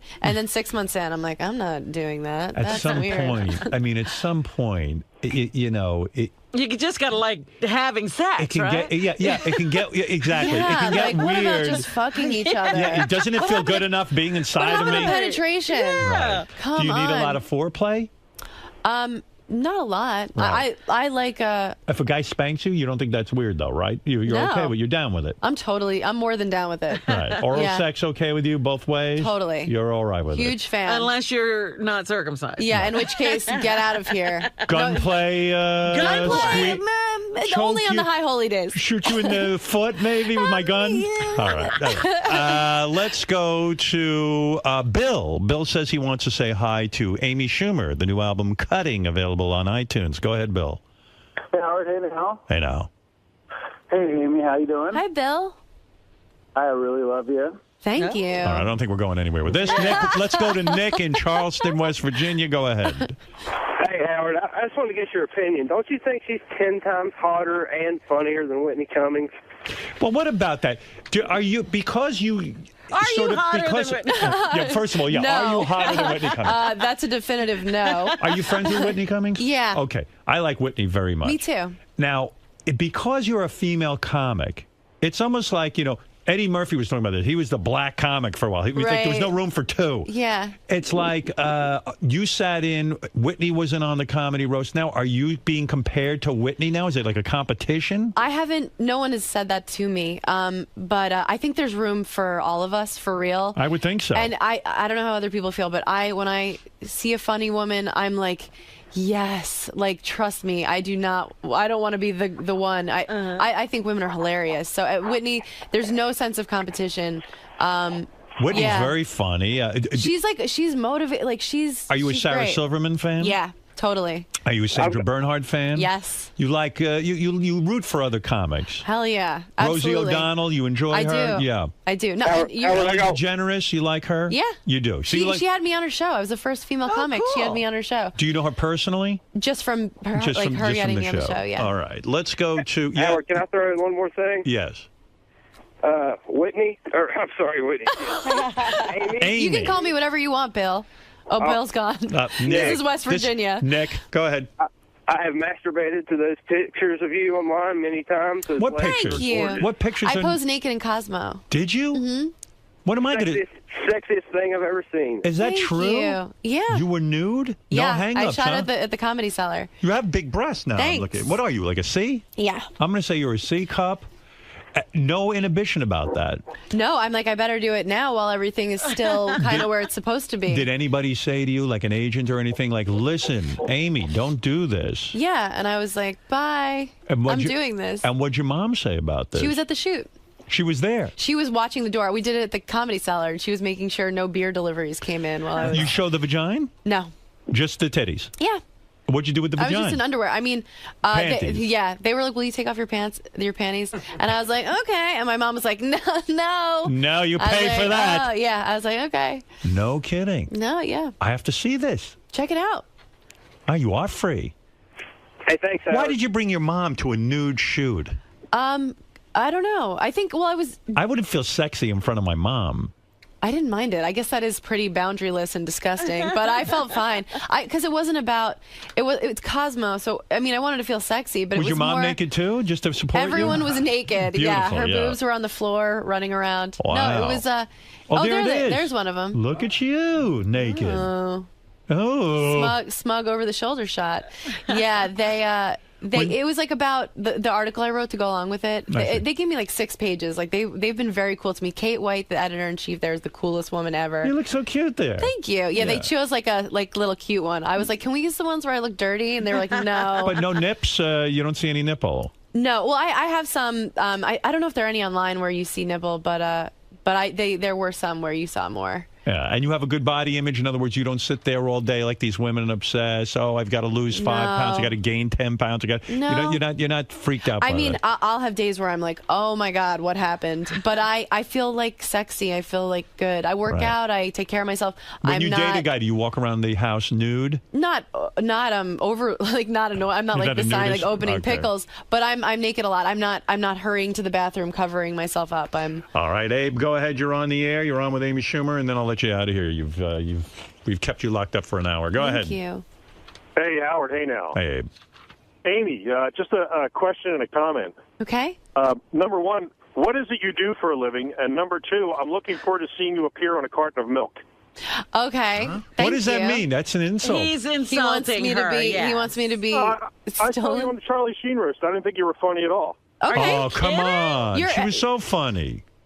Oh, yeah. Her joke about... What about her talking about her dad? How much darker does this get? Oh, yeah, the joke that she made about Steve-O's buddy... That was not a you're bad joke. upset about that. Well, let's talk about it. Go ahead. Let's talk about it. What made you upset about me saying that joke? Let's talk about I thought it was tasteless. It hurt your feelings. You thought it was too No, it soon. didn't hurt my feelings. I just really thought it was tasteless. Okay, you're completely entitled to feel that way. I didn't say it with any malintent. I didn't think that it was going to hurt anyone's feelings, but I understand you feeling that way. That's okay.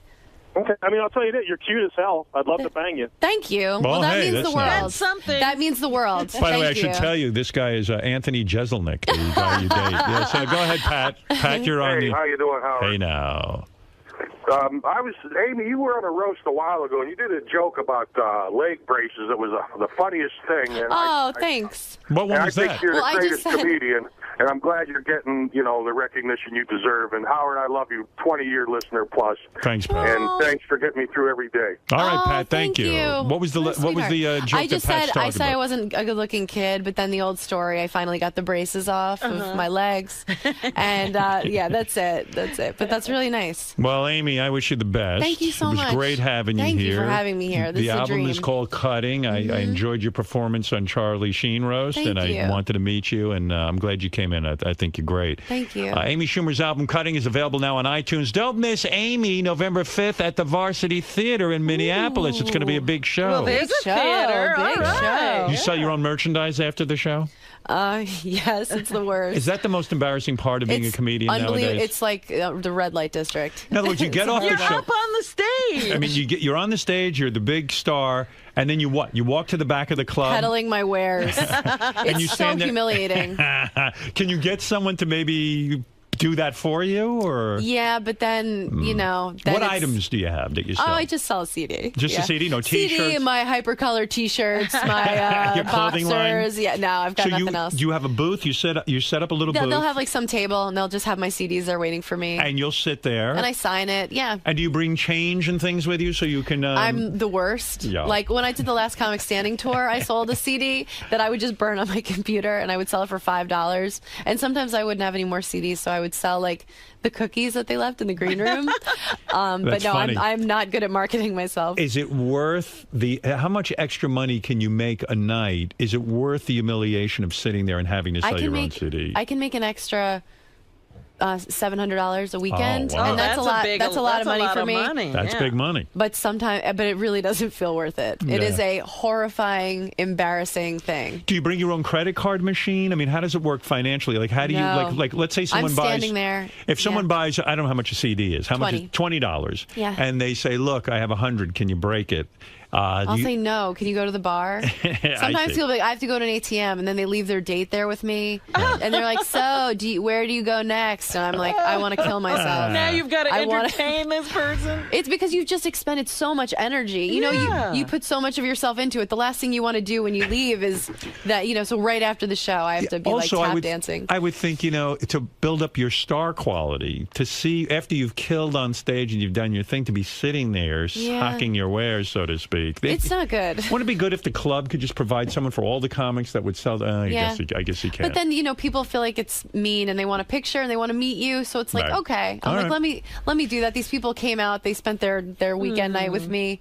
But I don't know. Sometimes it wouldn't be as hard if people didn't have Believe all me. the backhanded compliments. After my show, I stand in the serious lobby. I'm selling CDs too. Amy Schumer's album Cutting is available now on iTunes. And by the way, for all things Amy, go to amyschumer.com. Thanks for coming in. Thank you Amy. so much.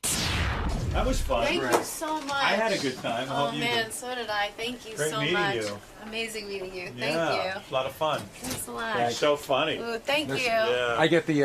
I used to get the. Hey man, your teeth aren't that big, and I'd be like, thanks. Yeah, you're like, oh wow, that's so nice. Yeah. Thank you so much. Amy, I knew the whole time you were doing knew I was that gonna say great that. adventure story. I was only there twice. I was like, this is gonna be it. But we were so excited. But I was just like, we were like, hey, what? Oh, we were excited. And we have the picture because we sat right behind you. So there's a picture of us with you on the screen that's machine. hysterical. Yeah, it was really Oh, my ridiculous. goodness. Well, you were great. Thank I love you. the roast Thank stuff. you. It was a pleasure to meet you. You too. Thank you so much for having me. Amy, well done Hi. today. Yeah, was it good? Yes, absolutely. Okay, good. Usually, you can sort of gauge it, I think, by how long you're in the studio for. Oh, do some people go in and out? Yeah. But that was good though. Yeah, that was nice. Oh, good. A nice slow roast, an hour. An hour. You really cooked in there. Thank you. Thank you. Yeah, I think so. I'm glad that there was one caller that was mad because it was like, okay, good, so it's not all just fun and games. I'm like, okay. Yeah, you got the full Stern Show experience. Yeah. Now, why is coming here like the mecca for comedians? Because Howard's not a stand-up that? guy.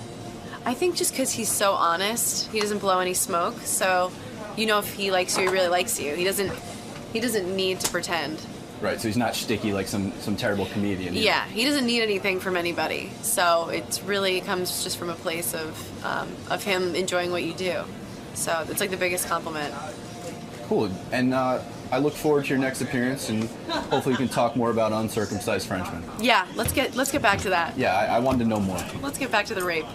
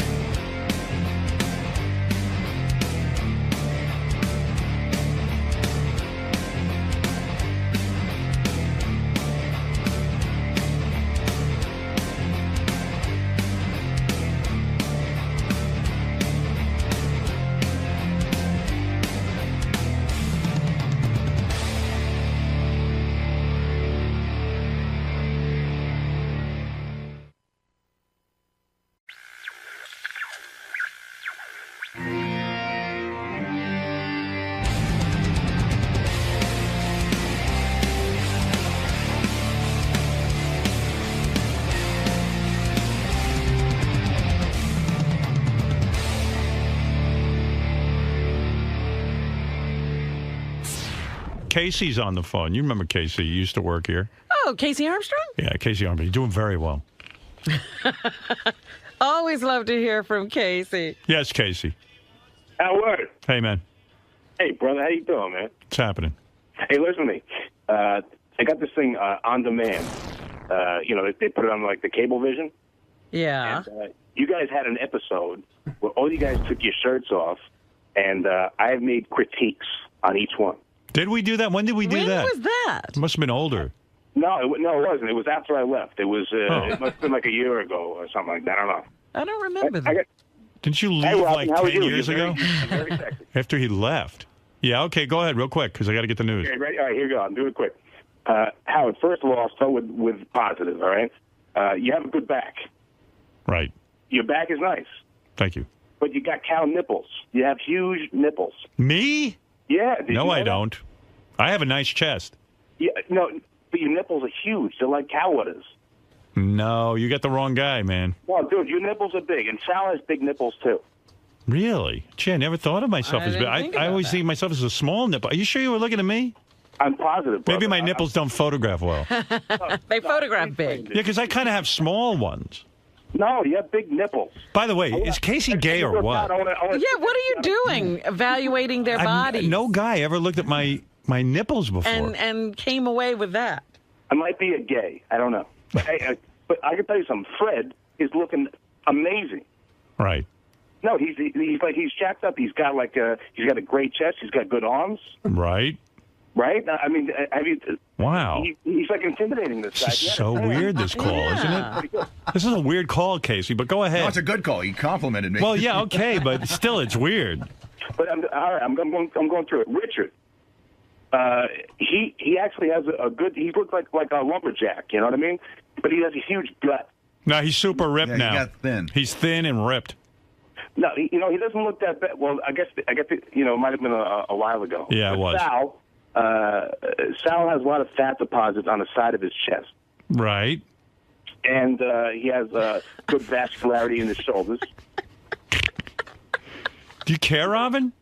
This is ridiculous. What the hell? I gotta tell you, I'm as baffled as you. Yeah, I'm freaked out, dude. Anybody else you want to talk about? Hey, man, how about the last time I saw you? You look bloated. So what's up with that? Steroids. Was it juice? Yeah, man. You still doing that? You're still doing juice? I'm 185 right now. 185 means you're big or small? Dude, when you saw me, I was probably 230. Oh, wow.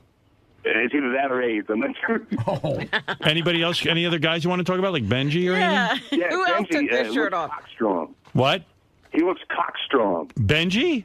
Yeah, What does he looks that mean? cockstrong. But he's like Cabby. Remember, Cabby was like he was big and he looked kind of intimidating, but it wasn't like he couldn't do nothing with it. Benji, he could do well, but he has small nipples. Wow. I'm out of my mind, Howard. I think so. What happened to you? Case, would I be I don't better know, with bigger brother. nipples? I was talking about Jason. I like the guy. I'm a big fan of his. I think he's great, but I'm worried about the guy. Right. I mean, I'm really. I mean, How are his nipples? cholesterol. I got high cholesterol. Do you know that? I didn't know that. Are you okay? No. What's wrong? Just had a little panic attack. All good. You having a panic attack? Yes. What just happened? I don't know. Hey, do you like Lamb of God? What? What? Nice. What? I don't know. Hey. What's going on, man? Yikes. You all right, man? No. What's going on? What can we do? Talk to me. Casey. I'm on the Librium. What are you on? Librium. Librium. What is that? It's a drug. What does it do? It's for the DTs. Oh, yeah? Oh, are you an alcoholic? Oh, yeah, you know that. I didn't realize it was that bad. So when you get withdrawals, you... Where are you calling us from? I'm from I'm watching my friend's dog. You homeless? No. Oh. And who put you on Librium? The emergency room. Wow. God, this guy had the world by the balls. How did you wind up in the You wound up in the emergency room so drunk? Have you? No. It was days after. Have you ever seen Leaving Las Vegas? Yeah. Yeah. I normally don't like Nicolas Cage, but he's amazing. Is that your life? Yes. Are you getting any help? Are you talking to anyone? I'm talking to you. No, but I mean, are you talking to any psychiatrists or anything? Yeah. I've been to about 20 of them. Yeah. What do they say your problem is? Your dad? There's a whole bunch of terms that they give. You got problems. You got a diagnosis? What they say, what is it, borderline? Borderline schizo? Or just borderline personality? They say borderline. Borderline personality. And then bipolars. Yeah. And Benji is cockstrong. What does that mean? I don't know. Hey. Jeez, Casey. Casey, you ought to go on that drug Penisin. That's like what is that? Penisin? Penisin? Yeah. Nice, I like it. Hey. So they went to the hospital. You get hallucinating when you try to withdraw from alcohol. Did you stop drinking? No. So you're drinking with the Librium. I'm on the stuff, and then I keep drinking. Yeah. Wow. Dude. What are you? I mean, thanks for calling. Dude. Yeah, I got to go. Dude. Anything you want to promote real quick? No, not at all. I'm actually going to L.A. in 2 days. What? I'm going back to L.A. in 2 days. Where are you now? I'm in New York. Oh. Oh, I didn't know that. Yeah, I'm back in New York. Don't come in here. You're not going to invite him down? No. Dude. Hey, is Benji cockstrong? Case, is Benji cockstrong? I think Benji is cockstrong. I don't know if I mentioned that. Yeah. And you have big nipples. I do miss Casey. He was fun when he worked here. He was amazing Yeah. and But he just went crazy. very, very concerned. Yeah. Sorry to hear all these problems, dude. You had the world by the balls. You know. So This is one of the best looking guys ever. Did the doctors put you on the Librium here? I'm very happy. Did you fuck any more trannies? You know, that hurts, Howard. And I'm not That's really the gonna only respond to thing? that. You're not? Oh, jeez. What is this coughing thing? I don't know. Do you still go to the gym even though you drink like a fish? Yeah, dude, I'm ripped. Really? Have you got 185. Are you talking to your mother? Have you seen her? Love her. Good. Okay. Right. And what does she say about all this? Well, she does the best that she can, but I make my own decisions. Sure. You're making some great decisions. Hey, did I mention that Benji is cockstrong? All right. Hey, listen, Case. It's good to hear from you. Good hearing from you, my man. Wait a second. David Arquette wants to talk to you, okay? Yeah. Hold on. Let me make sure I don't lose you. Go ahead, David. Hey. Hey, now. What's up? How are you, Casey? Hi, David. How are you, sir? I'm good, buddy. By the way, everyone has to vote for David Arquette. We voted for you last week. Hey, thank you, guys. Yeah, and is Courtney going to stay home this week? No. Yeah, Susan's hot, bro. Hey, man, but I was just hearing you, and, sounds like you're going through a hard time. I'm looking for a little bit of God's mercy. Yeah, well, you're on the right track. I mean, you could do stuff to, get your stuff together. You just start facing some of the shit you're going through, really look at yourself. And there's ways of doing that, and there's places you could go to get some help. Have you gone anywhere to get help, Casey? Too many, yes. Yeah. Well, it's time to go again. Do you understand that they put me on this shit like 20 years ago, right? It was it was new, and now they don't know how to get people off it. Casey, what do you do you primarily drink, or are you into coke and all that shit? No, I have narcolepsy. You know what that is? Yeah. So they gave me Ritalin 20 years ago. All right. And that's speed. Speed induces psychosis. Yeah, I think it's kind of it might be what's happening now. But see, what happens is every time I go to rehab, they say you have to go cold turkey, and I won't do it because it's a horror and it's terrible.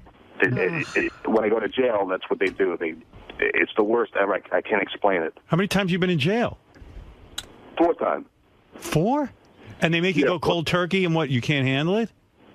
Oh, dude, you have no idea. I can't explain to you how horrible it is. So, but why do you go back on it once you go cold turkey and get through the horror of it? But you can't because, look, I've been on it for 20 years, and the amount that I take, I should be dead.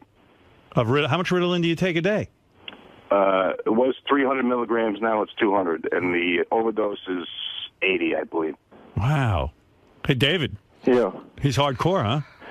Yeah, but, a lot of that stuff is that people, medicate so much to, some of that is necessary when you have certain conditions. But David, what were you doing? David, David. Go on get involved with his thing. As crazy as some people might think, he does have results with people that really want it. And what, Dr. Drew? Yeah, and a lot of that stuff is also not facing, like, not coming to terms with who you are and just getting real with yourself and answering some of the hard questions, forgiving yourself for some of the shit that you've done, sort of like starting over, you know, dealing with the past, cleaning up the past, and then going ahead. And were you as bad as him, David?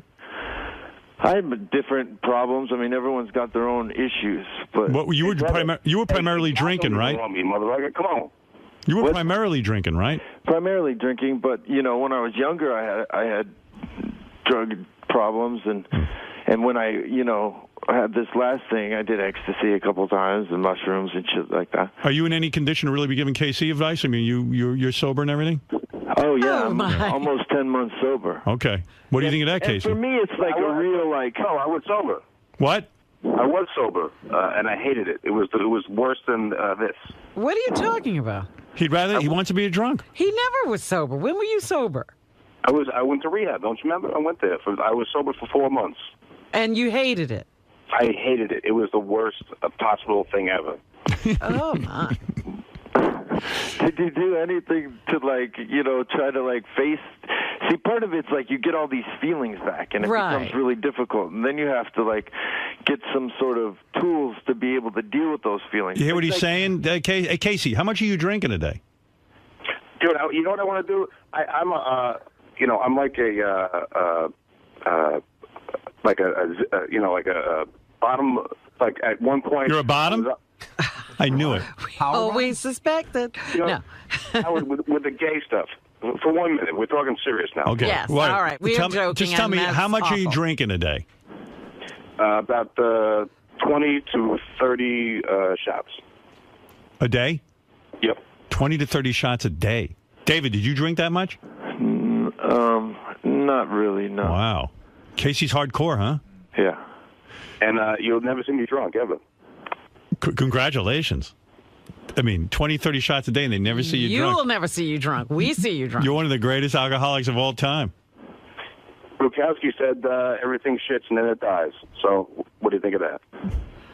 I think you're fucked. I think you got to get into some rehab, dude. That's what David's giving you good advice. And when you don't just get sober, as David says, you have to start working on all the things that make you want to get drunk. Yeah, that's the thing. You do a lot of this stuff to numb yourself. I mean, there's certain stuff within your chemical balance that, you know, they probably could figure out a better, you know, system for you. I don't take anything personally, and when I went into rehab, I refused any kind of like the stuff that they give you there to kind of wean you off and all that stuff. But bro, they won't though. That's my problem because you probably would need some kind of program to, like, you know, put little medications together to just keep you stable. And you know what's crazy? KC has such discipline with his eating and with his gym and with all that. But it doesn't matter. And then you would even think, with all that vanity and working out and stuff, he would, like, lay off the sauce. No, I'll go to the gym hammered. Wow. It doesn't matter. But here's the problem, David. You probably know what I'm talking about. What they're going to do every time I go to the rehab, I've been there a bunch of times, and I usually end up telling them to go fuck themselves because what they say is you have to go cold turkey. They don't wean you off. They have nothing to give you. So there's no way out. Oh, dude, you could do it. You're a strong young guy. You could get off it. Howard, I can't explain to you. All right, so it's uncomfortable. You just do it. It's not uncomfortable. It's dementia. What happens is you think that you're gonna die and that nobody can. But how long does that last? A couple of days? No, it lasts until you start taking the shit again. Oh. It depends on the rehab you're going to. That's why I think, like, Dr. Drew's got a solid, like, group of doctors and things going on. Like, they know how to address that if you have any mental issues that you need sort of mood stabilizing stuff. But some of the other stuff that you're probably overdoing is probably, you know, making you... Did I just hear a clown horn? I was going to say, that's perfect, David, while you're giving advice. Well, David, that's David's technique. He entertains you. I've seen him, and it looks like he knows what he's talking about. But he knows. Even if I went to him, they would say, look, you stop this cold turkey. This is what it says in the book, because they have no idea what the fuck to do with it because it's so new. They have no idea what this shit does to you. Yeah. All right. Look, we're not going to get this solved now. Casey, get yourself to fucking rehab. Go to Dr. Drew or somebody. Yeah, don't go back to L.A. Yeah. Go to rehab. Just start getting honest with yourself, and then try to like get in just move in a better place. Well, I'll tell you what. You know what? The only thing that this has given me is making me become an amazing actor. Nice. All right. Listen, Casey, I got to go. Hey, David, I got to go. I got to go do the news. Guys. All right, later. We will be watching you tonight on Dancing with the Stars. Thank you. All the best, Casey. Am I going to see you tomorrow or something? I'm coming in next week. So Next week, okay. I'm coming into town. So. All right, good. I'll see you next week, David. Casey, take care of yourself, will you, pal? Really, get off that shit. You got the discipline to do it. It's enough I'm already. going to L.A. and It's unattractive. I'm going to pose nude, and my mom is coming, and she's going to put her hand over my private parts, like Amy. All right. Listen, go get some help. I mean it. Stop the nonsense. You can get off that shit. You know, you're going to get big tits like me if you don't calm down. No, just nipples. Your chest is good. It's the nipples. All right, Case. Thank you. Did I mention Benji's Armstrong? And thanks to David Arquette for calling in and trying to help Casey. Goodbye. Guys, bye. Very depressing. God damn it. What, Casey? That was... It was bad? What? Hello? Oh, he's gone. Now he's going to beat himself up for a bad appearance. It was a great appearance, but I'm worried about the guy. I like him. Yeah, Ralphie, go ahead. Hey now. Hey now. That really was the most bizarre call from Casey. You're talking about a bit you did 2 years ago. I know. Current. But, I just think it's funny when you guys always talk about Casey, you, Robin, and everybody. It's like, oh, my God, what a shame, what a shame. And it's just because he's good looking. I mean, if he wasn't good looking, nobody would really care. And in a way, you're right. You're absolutely right. If he was a mess, we'd expect this to happen. It's like, wow, he's good looking. The weird thing with Casey is the guy works out so intensely, and not only that, he looks like a supermodel. And it's like, wow, how could a guy that disciplined and that into his look be into that drinking and everything? You're thinking of Casey, when he used to work there. I don't think he, He's been that guy. Yeah, I think he's got some miles on him now. Oh yeah, he's not looking that good. Well, you said like when you saw him last time, he's bloated. He was a little scary. Yeah. Yeah, he's frightening. I hope he pulls it together. Good looking or not. I mean, I did like the guy. The guy worked with me so many years. He's a good dude. Yeah, well, I don't know. It doesn't seem he's been trying to pull it together for a while. I don't think that's going to happen. And Ralph, can you defend my nipples? I don't think they're overly big. No, that was kind of strange. No. Thank you. Yeah. All right. I just had to start laughing in the middle because I was like, what is this? Yeah, I know. It was weird. Hey, I want to talk about your bodies. We weren't looking for any feedback. All right, thank you. Benji is cockstrong. What's that, Casey? Benji is cockstrong. Right. Way to get that drop right away. Right. You have big nipples. What do you think of Ralph, Casey? He didn't say anything about Ralph. Well, you could have just said he has big nipples. Yeah, come on. What the fuck is wrong with you? Actually, people have said that about me, so. All right. Thank you, Ralph. Goodbye. Ralph actually does have big nipples. He does? You have big nipples. You're right, Casey. Robin, like Howard, you saw Casey go from, I guess, sort of like an intern to an employee, yeah. Right, and a full-time one at that. Yeah. How much does it bum you out when he checks in? It makes me very sad because one of the reasons Casey is not with us is because his behavior had become so erratic. He couldn't work here anymore. And, we hoped that the fact that he couldn't be on the show would be a wake-up call and he'd pull himself together. And obviously that hasn't happened. Seems safe to say that Casey spiraled out of control, not only since leaving the Stern Show, but it seems like the last couple of years. How do you decipher what's real and what's shtick and what's looking for a plug and all that? I don't know. I mean, he wasn't really plugging anything today, and I thought he sounded pretty legitimate. Casey's got a little sense of theater too, so sometimes he fucks with us. He could be a little messed up, but he likes to fuck with us too because he gets he understands the concept of the entertainment. But today he wasn't really plugging anything, and I was a little worried about him today, I have to say. Equally as important, does Howard have oversized nipples? I never looked at Howard's nipples, and I'm never going to look at him again. I'll go home and look at my private parts poster, see what I can ascertain. Richard comes to me and tells me, oh, did you get snow on Saturday? I'm like, yeah. So him and Kristen went up way upstate New York to go get their makeup done for a party they were doing in the city. Like, they literally traveled far. They get up there, they get dropped over the train. It's snowing like crazy, right? No trains are coming. So they're calling this, they're calling that. So he's the idiot that calls 911. Oh, my I said, why didn't you call the local I go, what town are we in? He goes, Mayapack. I go, why didn't you call the Mayapack police? He goes, I don't know. We don't. They called 911. You're lucky they didn't get arrested. No. Why did they call 911? I don't Because understand. they were at the train station. It was snowing really hard, and no trains were coming. They called every cab company. They called the MTA. Unbeknownst to them, MTA had been shut down. They didn't know that. 1 minute. So they were stuck, and they couldn't get home. So I said to him, why didn't you call the local police? And he goes, I didn't think of that. So I don't know what happened when he called 911, but the other funny thing is, this is so they could do this. That's the funniest part. That's so they traveled like an hour upstate to do that, to come back into the city to go to a party or something. He said they stayed in Sleepy Hollow. Well, your point is, these are the idiots who Exactly. stay on the beach in a hurricane. Like, you see it snowing. Well, no, he got up there, and then it started to snow. I'm not saying that. I'm saying... But he just knew don't the give it- bad weather was coming. No, but what I am saying is, 911 is for emergencies, not because the train Not because you didn't went come. trick-or-treating. Not because the train didn't come. Trying to get your werewolf makeup. Excuse me, 911. I can't get a lift to the Halloween party. I need my makeup. Robin, anything else in the news? Halloween is tonight, and it's a fun holiday for kids, but parents need to remember a few tips to keep their kids safe. Janet Brooks with Safe Kids Utah urges safety on the streets, asking drivers to be especially mindful of trick-or-treaters crossing the road. I can't believe anybody lets their kids trick-or-treat anymore. It's so fucking dangerous. Yeah, do those masks still work so poorly that you really can't see anything when You can't you're see a out thing. there in You your have no peripheral costume? vision. It's awful.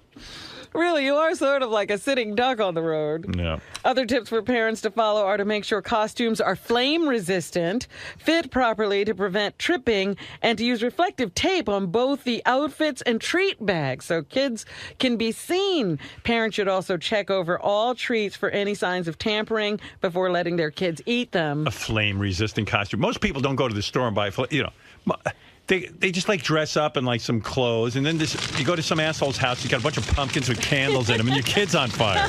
Stay home. There's a million things that are going to go wrong.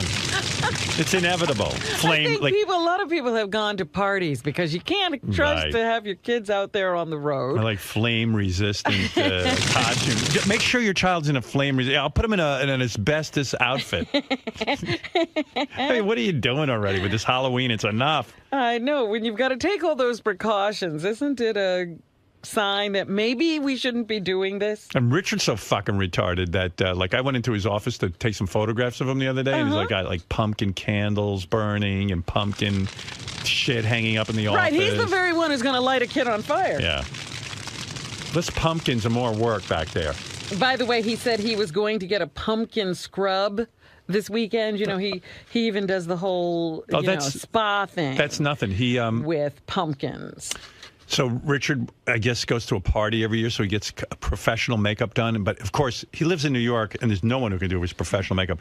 He has to go to like fucking Poughkeepsie or something. I don't know, or somewhere upstate New York. Yeah. Yeah, and then so it was snowing. You know, they were calling for snow on Saturday. Right. So him and his wife get on the train, and they go all the way upstate to get that stupid makeup that they get. Uh-huh. And then he gets caught. None of the trains are running because it's snowing so bad. So he's stuck. He's stuck. He called 911. Stop it. Yeah, no, I'm not kidding. He called 911 for a ride or something, or he didn't know what to do. Oh, my goodness. He's as bad as that guy I just played. Yeah, but he's like those retards who go, like people who stay in Miami Beach on the ocean, and they say you have to evacuate, and then they stay, then you have to go rescue them. He knows it's going to snow. There's no reason to rescue him from Poughkeepsie. Find a hotel room. Of course. Richard, where did you go to get your makeup? Like, this is, by the way, he's 40-something years old. This was what all the fuss was about, so he could look like this. That isn't even that good. I mean, the makeup's not even that great. I mean, it's fine. It's okay, but who cares? You could get that done. You could do it yourself. Hey, that's the most important. It's the most important day of the year for me. Where did you go to get the makeup? Mayo Pack. It's like in Westchester. And you what? The snow came down so heavily you couldn't get a train. Yeah, you called 911. Well, we got dropped off at the train station in full makeup. We looked crazy. Yeah, and. We waited for about 2 hours for the Metro North, and then there was a big announcement, all train service suspended. And we thought it was going to be like the Donner Party, like we were going to have to start eating each other, because we didn't know how to get out of there. Dude, you're Mayo Pack. It's not like there are some cabs, remote... there are all kinds of things. We called every cab. It was snowing too heavy. Yeah, it was snow. They wouldn't even leave to give us a ride to a hotel. So what did 911 do? They were going to send an MTA truck to pick us up. And what happened? Well, we finally got a hold of the makeup guy, and luckily his brother, thank God, had a four-wheel drive truck and was able to give us a ride to White Plains to catch the only train. Believe this guy? For this stupid makeup. How much do you pay for that? And who are you supposed to be with that makeup? Who the is Wolfman. That? Oh, that's Wolfman? Yeah. Is that who you are? And who's your wife, Little Red Riding Hood? Yeah, she's like the victim, Little Red Riding Hood, after she was attacked. Right. Oh. Yeah. Glad you told me. It took us like 6 hours to get from there back to our home. We were exhausted. How long does the makeup take? A couple hours to do. And what do you do with the makeup? Now you're all dressed up. Where do you go? Yeah. Well, we went to a costume party, but we were so exhausted from our ordeal that we only stayed for a little bit. That's what I figured. Like after all that, we were just too burned out. Halloween got ruined. There's nobody in New York who does makeup. It's hard. It's hard to Robin. find people. No, in Manhattan, no one does that. Not this good. This is my buddy. He does this for movies. Dude, Manhattan is got the greatest makeup artist in the world. I got to believe someone in Manhattan can do that. Well, this guy today, he's doing Good Morning America's makeup. He's really good. Yeah. Yeah, but I bet you they didn't go to see him in Mayo Pack. What do you pay him for that? I gave him like $140. That's it? Oh my God. That's the cash I had on me, but I'm going to send him some more. Yeah. I got to send him the werewolf hands back, too. He loaned those to me. Real good. Yeah. He's awesome, though. He did a vampire movie called Stakeland that you guys should see. It's I'll run awesome. right out. Okay. Richard. Yes? Come on, man. You don't think you overreacted a little bit? Well, it was just us and 3 Mexican migrant workers at this station, and they didn't even speak English, so we didn't know what to do. We couldn't go anywhere. Did you give them a ride to White Plains as well? No. Real we nice didn't, because my friend came in a truck, and it's like it'd be too dangerous for them to ride in the back of the truck, so... I think You don't think a couple of migrant workers... They were on the been in phone back with the truck friends of before? theirs speaking Spanish, so I'm assuming they got a ride. But really, you know that 911 is for actual emergencies. This doesn't constitute an emergency. Well, we tried to call Metro North, and the line, nobody would answer, and somebody told us before they left the station, they said call 911, or the cab company said call 911 and they'll send MTA out to get you guys, so we would have called MTA directly, but they wouldn't answer, so. All in the name of Halloween. So now that it's all over with, Halloween is today. Do you feel like you just missed out on a golden opportunity? You had this great makeup, you had a costume party to go to, but you were too burnt out by the time you... Well, we still got to go at least. We